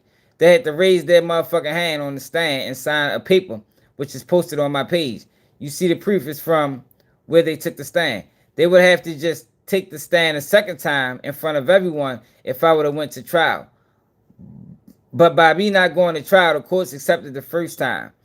And the word, yo, y'all, it wasn't a statement, yo, y'all had a story, bro. It was a story. They back, that was the play. Like he acting like this wasn't designed. It had, for them to say it was the girl gun and it was yours. How would they know that if that wasn't understood? You know, one of the worst things, like, remember I told y'all when I got interrogated, right? And I told them, yo, I'm not answering no questions involving nobody else. I can't tell you where he was at. I can't tell you where he was at. Only thing I can tell you is where I was at. Because you know why? Because the minute you mention somebody else, right? Let's say this wasn't playing, right? And his story was, whatever the fuck his name is. His story was, it was my girl gun. BJ and them wouldn't know that story. Because they're not going to give you a chance to concoct that story at the precinct. That story was concocted in the car before the police even came. You understand what I'm saying? So, this was an agreement, bro. You took the case off the rip. As soon as you got the police car, man, look, everything mine. It was already understood. So why is you sitting here trying to muddy this man's name instead of just taking accountability for what the fuck you did, bro? My mother was there at court with him today. He went into the court to take the stand the first time. Look, your mother was even a part of it, bro. Like, yo, come on, my nigga.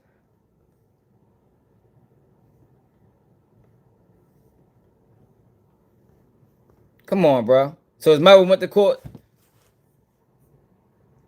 and you wasn't a part of this.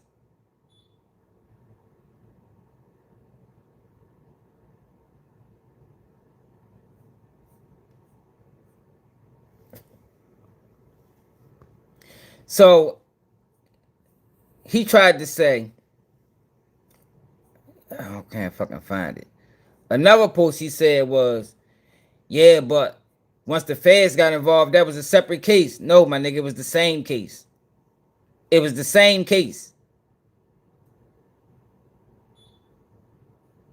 It was the same case. Once the feds, when the feds get involved in the state case, all they going off is what the state got. And the state has statements saying that everything was yours. And the state must have statements from BG and Wiscom saying that everything was yours because that's what was agreed upon. It was not a separate case. It was the same exact case, my nigga. Just like he said they ain't need the second statement because they used the first statements because that's how that shit worked. They're going to use the same evidence. The fuck is that shit at? They're going to use the same evidence to convict. Whatever the state gathered is what the feds are going to use.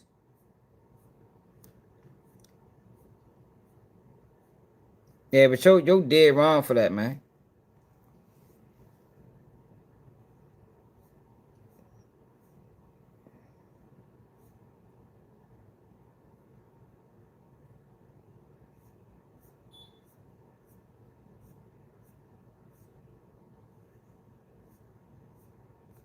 So where's this other paperwork you saying he got? Now I don't think I'd have went as far as, testifying or none of that type of shit. But y'all niggas had an agreement, bro. He said it's on his page. Where's that on this page? Where these niggas got signed statements. Because I don't see it on this motherfucker.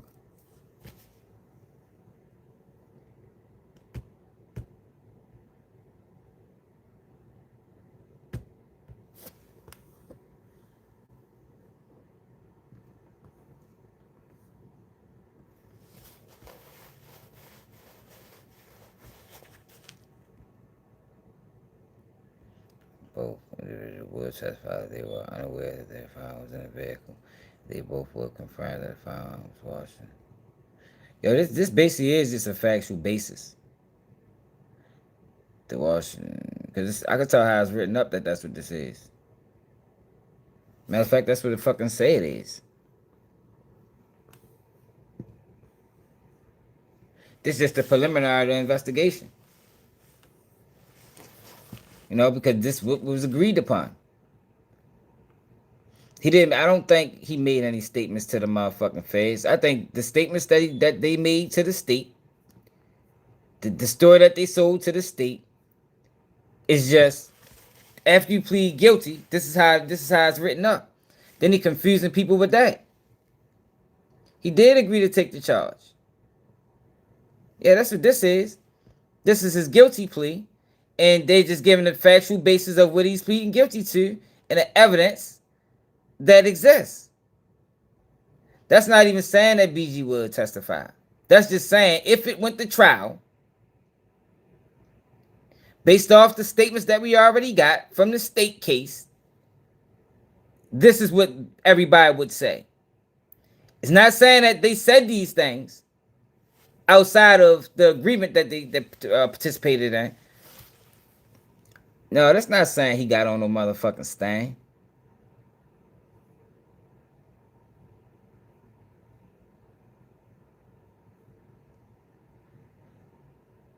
Look, both would testify that Washington admitted to officers that the firearm was his and that he obtained the firearm from his girlfriend. How would both of them know that? How would both of them know that? All right, yeah, this is just a factual basis, man.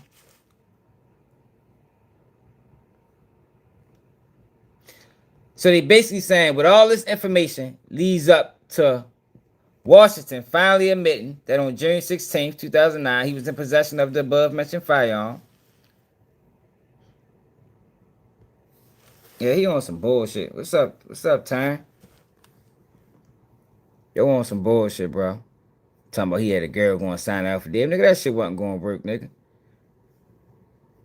After you done gave 2 statements. If you ain't want to take the charge, you shouldn't have took the charge, bro. You shouldn't have said nothing.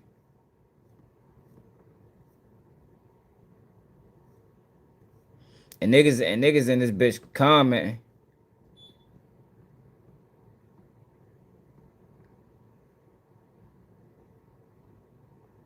Look, my man Vic right here. Nothing he did put him in jail. I don't even think he did that though, Vic.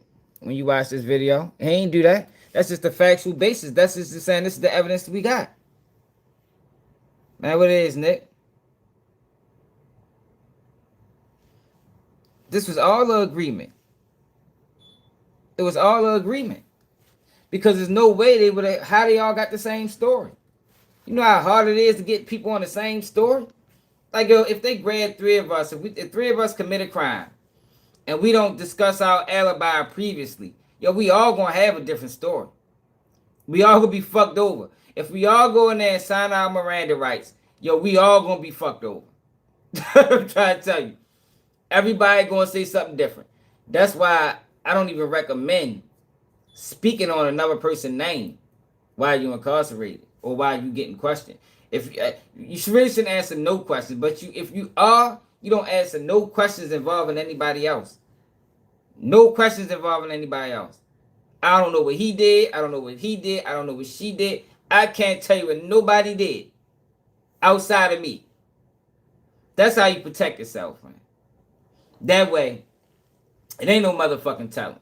Because I can't tell you, I don't know if he committed the crime or not. All I can say is I didn't. You feel me? I don't know if he had the gun. All I can say is I didn't. I don't know. I don't know who had that motherfucker. Shit, ask him. I mean, maybe he don't. I don't know shit. The fuck you talking about? I don't know a goddamn thing.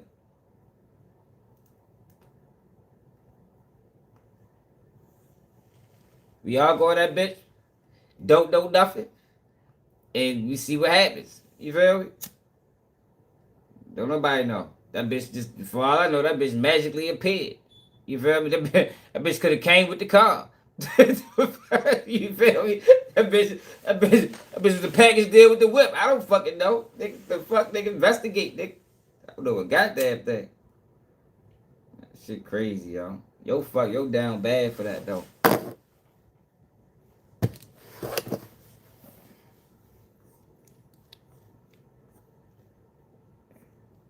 Trying to find the shit what a nigga said.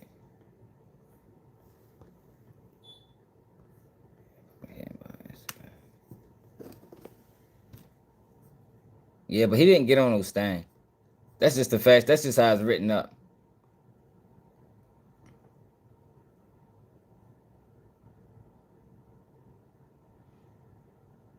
So now the plan was, so look, now he revising the plan.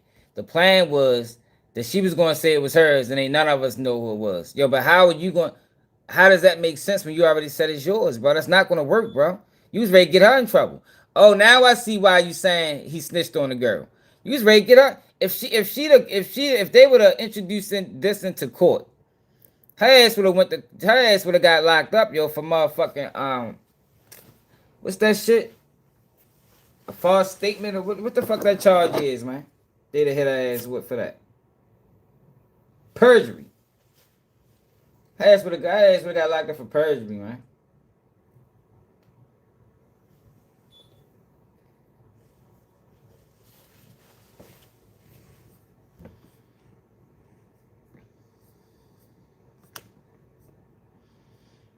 And he confusing people. See that, and that's what a lot of these people do. When people don't know how to read paperwork, they confuse you with the verbiage. All this paperwork is doing is reading the information that they got. And saying that if it go to court, you know, because you got to plead guilty to this. You got to plead guilty to the facts. If it go to court, this person is going to say this. This person is going to say that. This person is going to say this. Because these people already said this. Not that they went in front of the grand jury and they gave sworn testimony. And he said he got the paperwork on his page, but I don't see it. And those statements is fuck around the statements that was made in the beginning by the state. Because the state only has the evidence. I mean, the feds only have the evidence that the state gave them, man. That's all they got. He want to be a rapper. Maybe this is introduction to the rap scene. Yo, the only way he was going to get out them statements is if he said, "Yo, I was pressured. You know, BG is a well-known rapper. I was feared for my life," and that's the only way he was going to get out those statements. That's the only way. And at the end of the day, he was the closest to the gun. So even at that rate, you was the closest to the gun, yo. The gun was under BG's seat, but you was sitting in the back, which means you had the easier access to it.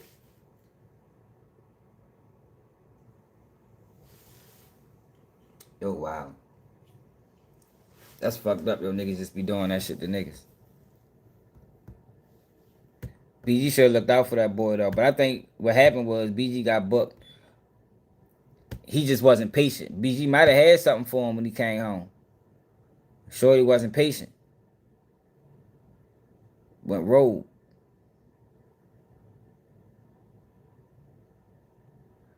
Alright, so NBA Ben 10 is speaking through DJ Academics.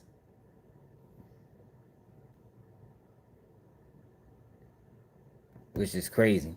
All right, I'm going to say this one last part. Everything else I'm going to leave for Ben 10 to say. This is what they said. So they saying, so Jay Prince Jr. comes off the elevator, right? He late as fuck. He sees All-Star JR. I'm going to keep it a beat.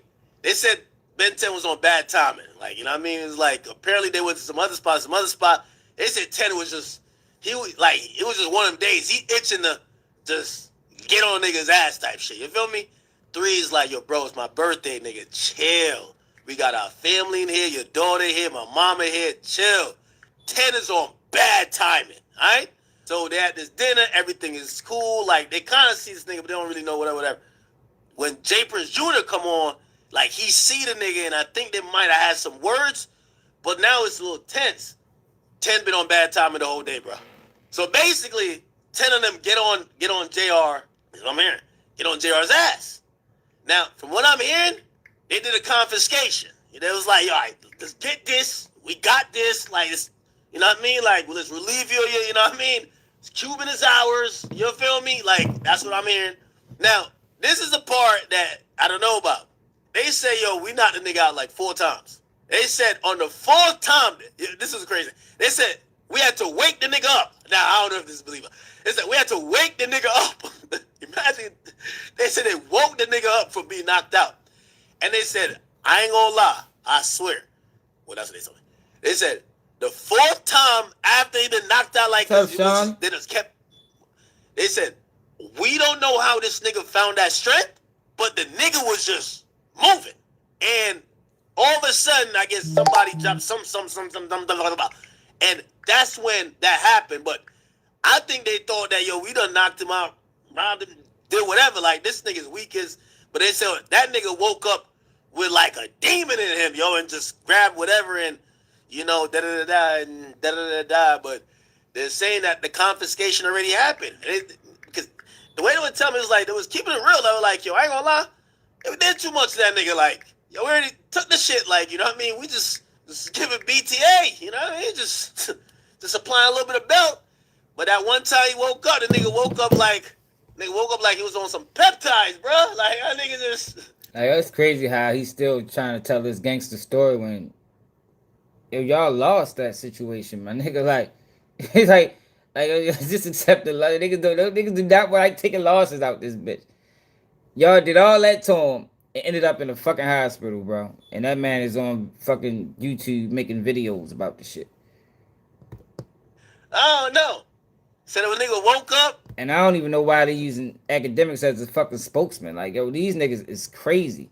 That's why people like academics think he got so much power. Because these motherfuckers use him, who's a square, as their mouthpiece to street shit.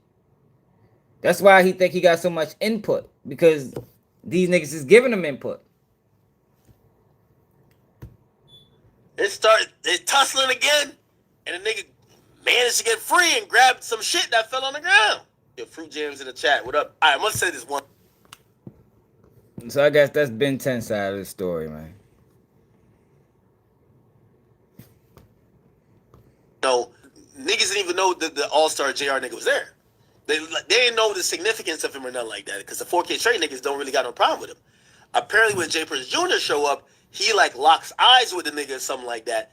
And niggas, cause I don't know if they have words, but niggas can see there's tension. Now, the 4K trade niggas is like, they basically just on go, like, nigga, we not about to just like mean bug a nigga, like, yo, let's go, let's get that nigga. So it's kind of like something of the sort like that. Obviously, you know, a fucked up situation in a lot of sense. You know, I talked to 3 people who saying that 3 left. You know, this was a birthday event. Ben 10's daughter's there. OG3's mama is there. This is not that event. You know what I mean? It's not that event. Yo, so J. Prince Jr. a bitch then. Yo, cause why you do that? That man whole family there. And you coming at that bitch on some bullshit. Yeah, you right. I don't think I would tell that side either. That shit might get them dumb ass niggas charges. You feel me? But like, yo, so this was a family event. Yo came there arguing with a nigga over a bitch. Like, nigga, that shit could have waited, bro. Do that shit outside on your own time, yo. OG3 wasn't even supposed to allow no shit like that to go on. Like, yo, niggas don't be having no pull. Like, you supposed to be the second young boy, bro. That shit wasn't supposed to go down on your watch at all. Not here. Not now. Niggas be bowing down to niggas.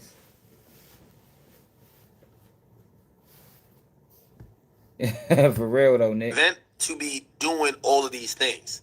You know what I mean? And I ain't gonna lie to you, like, truth be told, like, you know, even 3 was like, yo, Ted kind of apologized to me for even getting on that type of time because it shouldn't have been that. You know what I mean? Like, it's a birthday party. You got a family around, this and third. And, you know, we had conversations about shit like that. So, you know, and the idea of 3 leaving or running and leaving Ben 10, straight up he tells me, it's like, yo, bro, clearly that's not true. You know, niggas didn't even know the Man, that shit got Ben 10 looking crazy, bro. Cause that shit wouldn't have happened on my watch. Straight up. That wouldn't have happened on my watch. Now that my peoples get together. Of course you need that about that contract.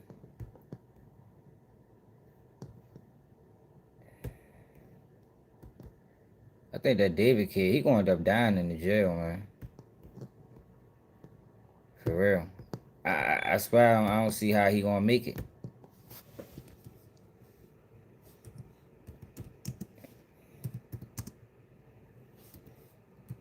Now, I know they got him on protective custody, but I don't think it's that much protection in the motherfucking world, man.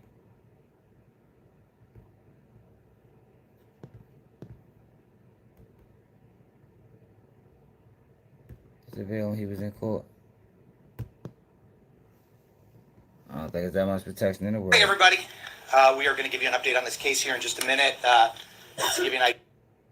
Hey, yo, did they ever do a press briefing on the shit that happened in Shreveport? What's going to happen here?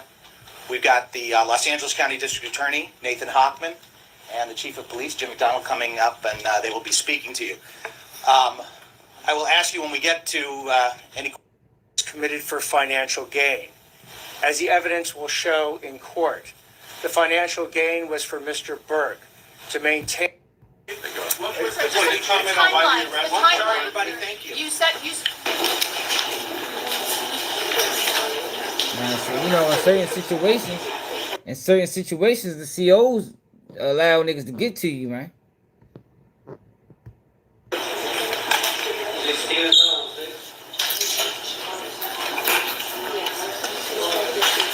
Calling People versus David Anthony Burke. So that's case number 26 CJC F02. Any game a woman judge. Good morning or good afternoon, Your Honor. Blair Burke, Marilyn Bagnarski, and Regina Peter on behalf of our client, David Burke, who's in custody. Thank you. Good afternoon, Mr. Burke. Deputy District Attorney Beth Sullivan to the people, Your Honor. Thank you. And counsel, on behalf of your client, do you waive formal reading of the complaint, advisement of rights, including armed forces and veterans' rights, and her plea of not guilty, denying any and all special allegations, enhancements, and priors? Yes, Your Honor. And requesting a preliminary hearing within the period? Yes, Your Honor. From the media reports, apparently there have been 4 months of secret grand jury proceedings. We believe that Mr. Burke is entitled at the earliest opportunity to an open preliminary hearing and the proceedings not be done in secret. So we are asking for a preliminary hearing to be set at the earliest possible date on the 10th day. Your Honor, we believe the actual evidence will show David Burke did not murder Celeste Rivas Hernandez, nor was he the cause of her death. And we would like to be able to have the evidence come into the light of day at the earliest opportunity in order to establish that. We're asking for April 23rd as a 3 of 10, Your Honor. Anything from people? We'll be very happy to put on the evidence that we collected in this case over the last several months. Thank you. So the matter will be set, plea of not guilty has been entered on behalf of Mr. Burke. The matter will be set in Department 105. The matter is ordered and assigned to Judge Charlene Almeida of Department 105 for all purposes by the judge of the supervising judge of criminal. Yes, Your Honor. If I may just put on the record, we have, as soon as the people arrive, delivered a informal discovery request consistent with Penal Code Section 1054. We have been given almost no discovery thus far. We've received a 3-page follow-up report, no autopsy report, and a copy of the complaint. And we would ask the people respectfully to produce discovery at the earliest opportunity. Your Honor, as I indicated to counsel, there's approximately 40 terabytes of discovery in this case.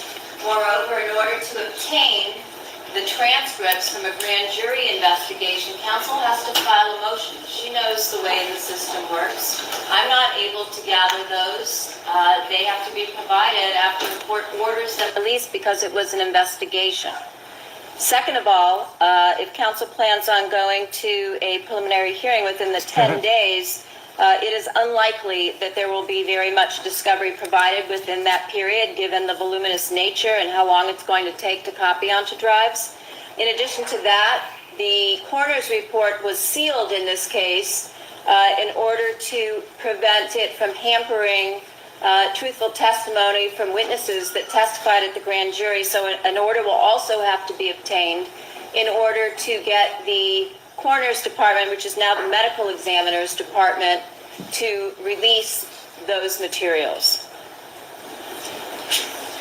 Your Honor, it's surprising news given the District Attorney's Office held a press conference this morning where they discussed the cause of death, apparently under seal and not released by the coroner's office, as did the robbery homicide unit to the press. So we would again reiterate, we believe that Mr. Burke is entitled to discovery. We have served the people with notice. They have 15 days to produce discovery in this case. We would ask that they do that in conscientious earnestness and as quickly as possible. I asked the court to make an order today. We'll take a copy of the minute order ordering the Department of Medical Examiner to release their coroner's report in this case. Thank you, Your Honor. The court will order that the medical examiner release the report in this case forthwith. Thank you. The matter is sent in Department 105, as the court indicated, April 23rd, 2026, as a date of agreement. Anything further? No, not at this time. Bail to stand and no bail. Thank you. Thank you, Your Honor. They supposed to did a press conference on that Shreveport.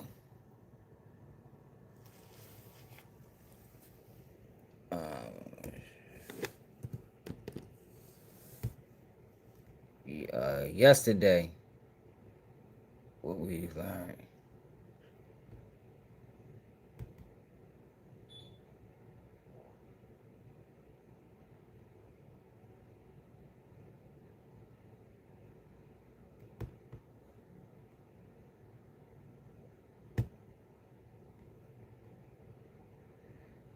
Yo, he said Police say Shamar Elkins killed 8 children, including 7 of his own, in an execution-style shooting. Look at the videos that they showing this nigga. Yo, he was an army vet. If he was white, they'd look at this video. And I'm not co-signing it. I'm just showing. If he was white and an army vet, they'd have had him with his fucking army uniform on. They showing a mugshot of the nigga. 7 of his own, in an execution-style shooting in Shreveport, Louisiana, early Sunday morning. When he returned here, he began to execute children. The incident started as a domestic dispute around 5 in the morning. According to police, Elkins shot a woman in the face in one house, then went to the house where his children were. Academics helped take down Durk, bro. You notice he haven't even addressed it yet. Academics have yet to address how much of his interview is in Durk case. He on the payroll, y'all. A lot of these niggas on the payroll. And shot another woman. Police say remember, he didn't just do it to Durk. When the shit happened in Chicago with Brandon Buckingham, he interviewed Skrilla. When Julio Fulio got killed, he interviewed Young and Ace. When man, Mo, what it is? When who else? He interviewed He interviewed Quando Rondo at the Durk got booked. Come on, y'all. It's obvious what's going on. The children, even as some of them tried to escape. Were they crawling out of windows to get onto a roof? Yes, so actually this house right here that you see behind us, there's a window right above the garage. They actually climbed out of that window, we believe. And unfortunately, one of the children was actually located deceased on the roof. Damn. So we are working What to the determine. fuck? We do believe that he shot the child while the child was on the roof trying to get away.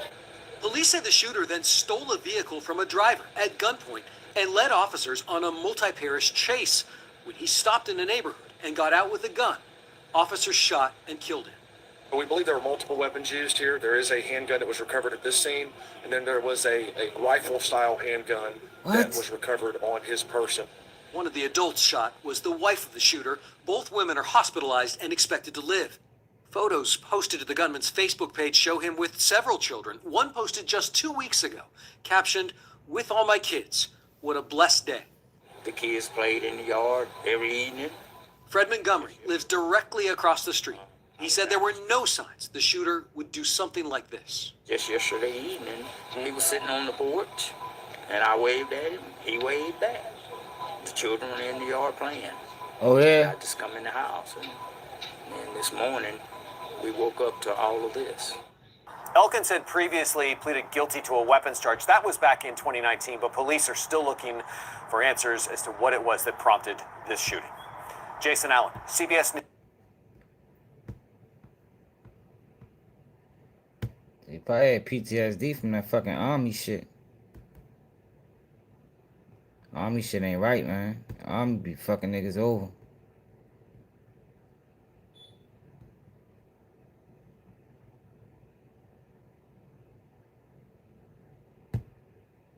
Army be fucking niggas over. A community over in Louisiana is grieving one day after a mass shooting that left 8 children dead. Officials in Shreveport call it one of the darkest days in the city's history. Fox's Oliviana Calmes is in Shreveport now. And Oliviana, you just heard from officials today. Do we know more about what actually led up to this tragedy? Caroline, Rashi, good evening. Well, this is just a horrific situation, especially when so many young people are involved as well. And as police are starting to dig into this investigation today, we're learning more about the timeline, and they're trying to piece together how something like this could happen.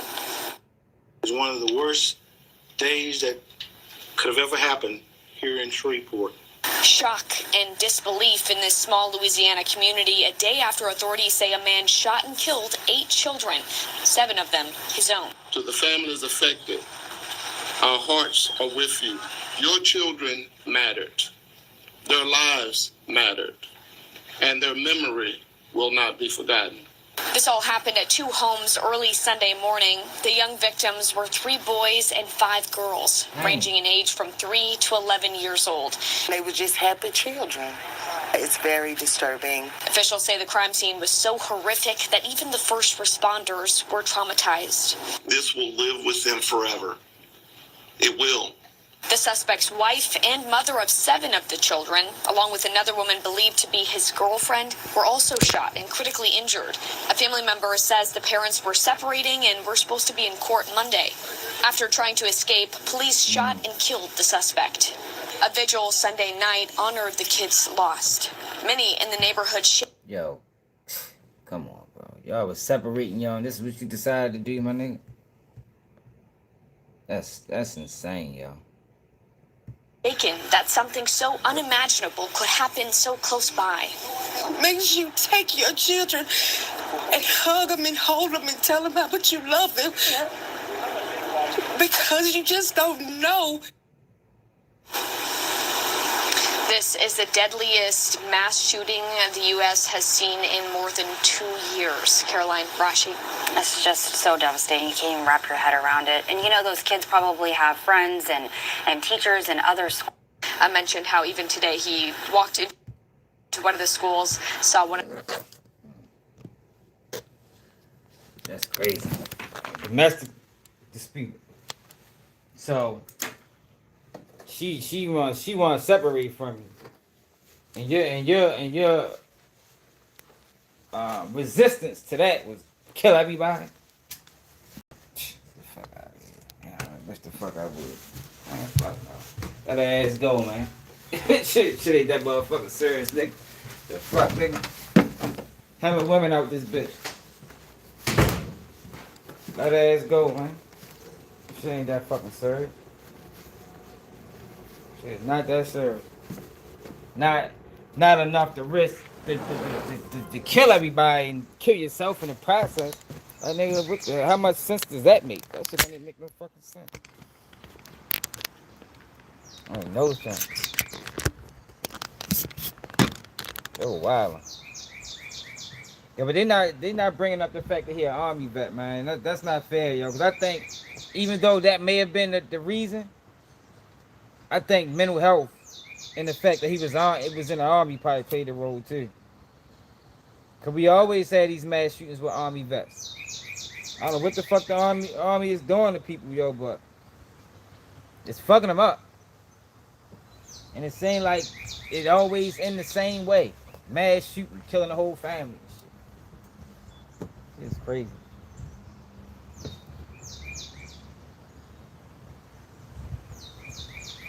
Yeah, man, as long as you leave that bitch with your motherfucking sanity. I think it be them deployments, man. I don't think it's just the fact of being in the Army. I think it be those deployments, man. Them deployments, you fucking niggas over. But I'm ready to I'm tired, y'all. I'm ready to lay back, though, if I gotta get my kids to school. But make sure I hit that like button. Make sure you share the live. Make sure you hype the video if you're watching on the replay. Another day, keep it you need. And I'm out.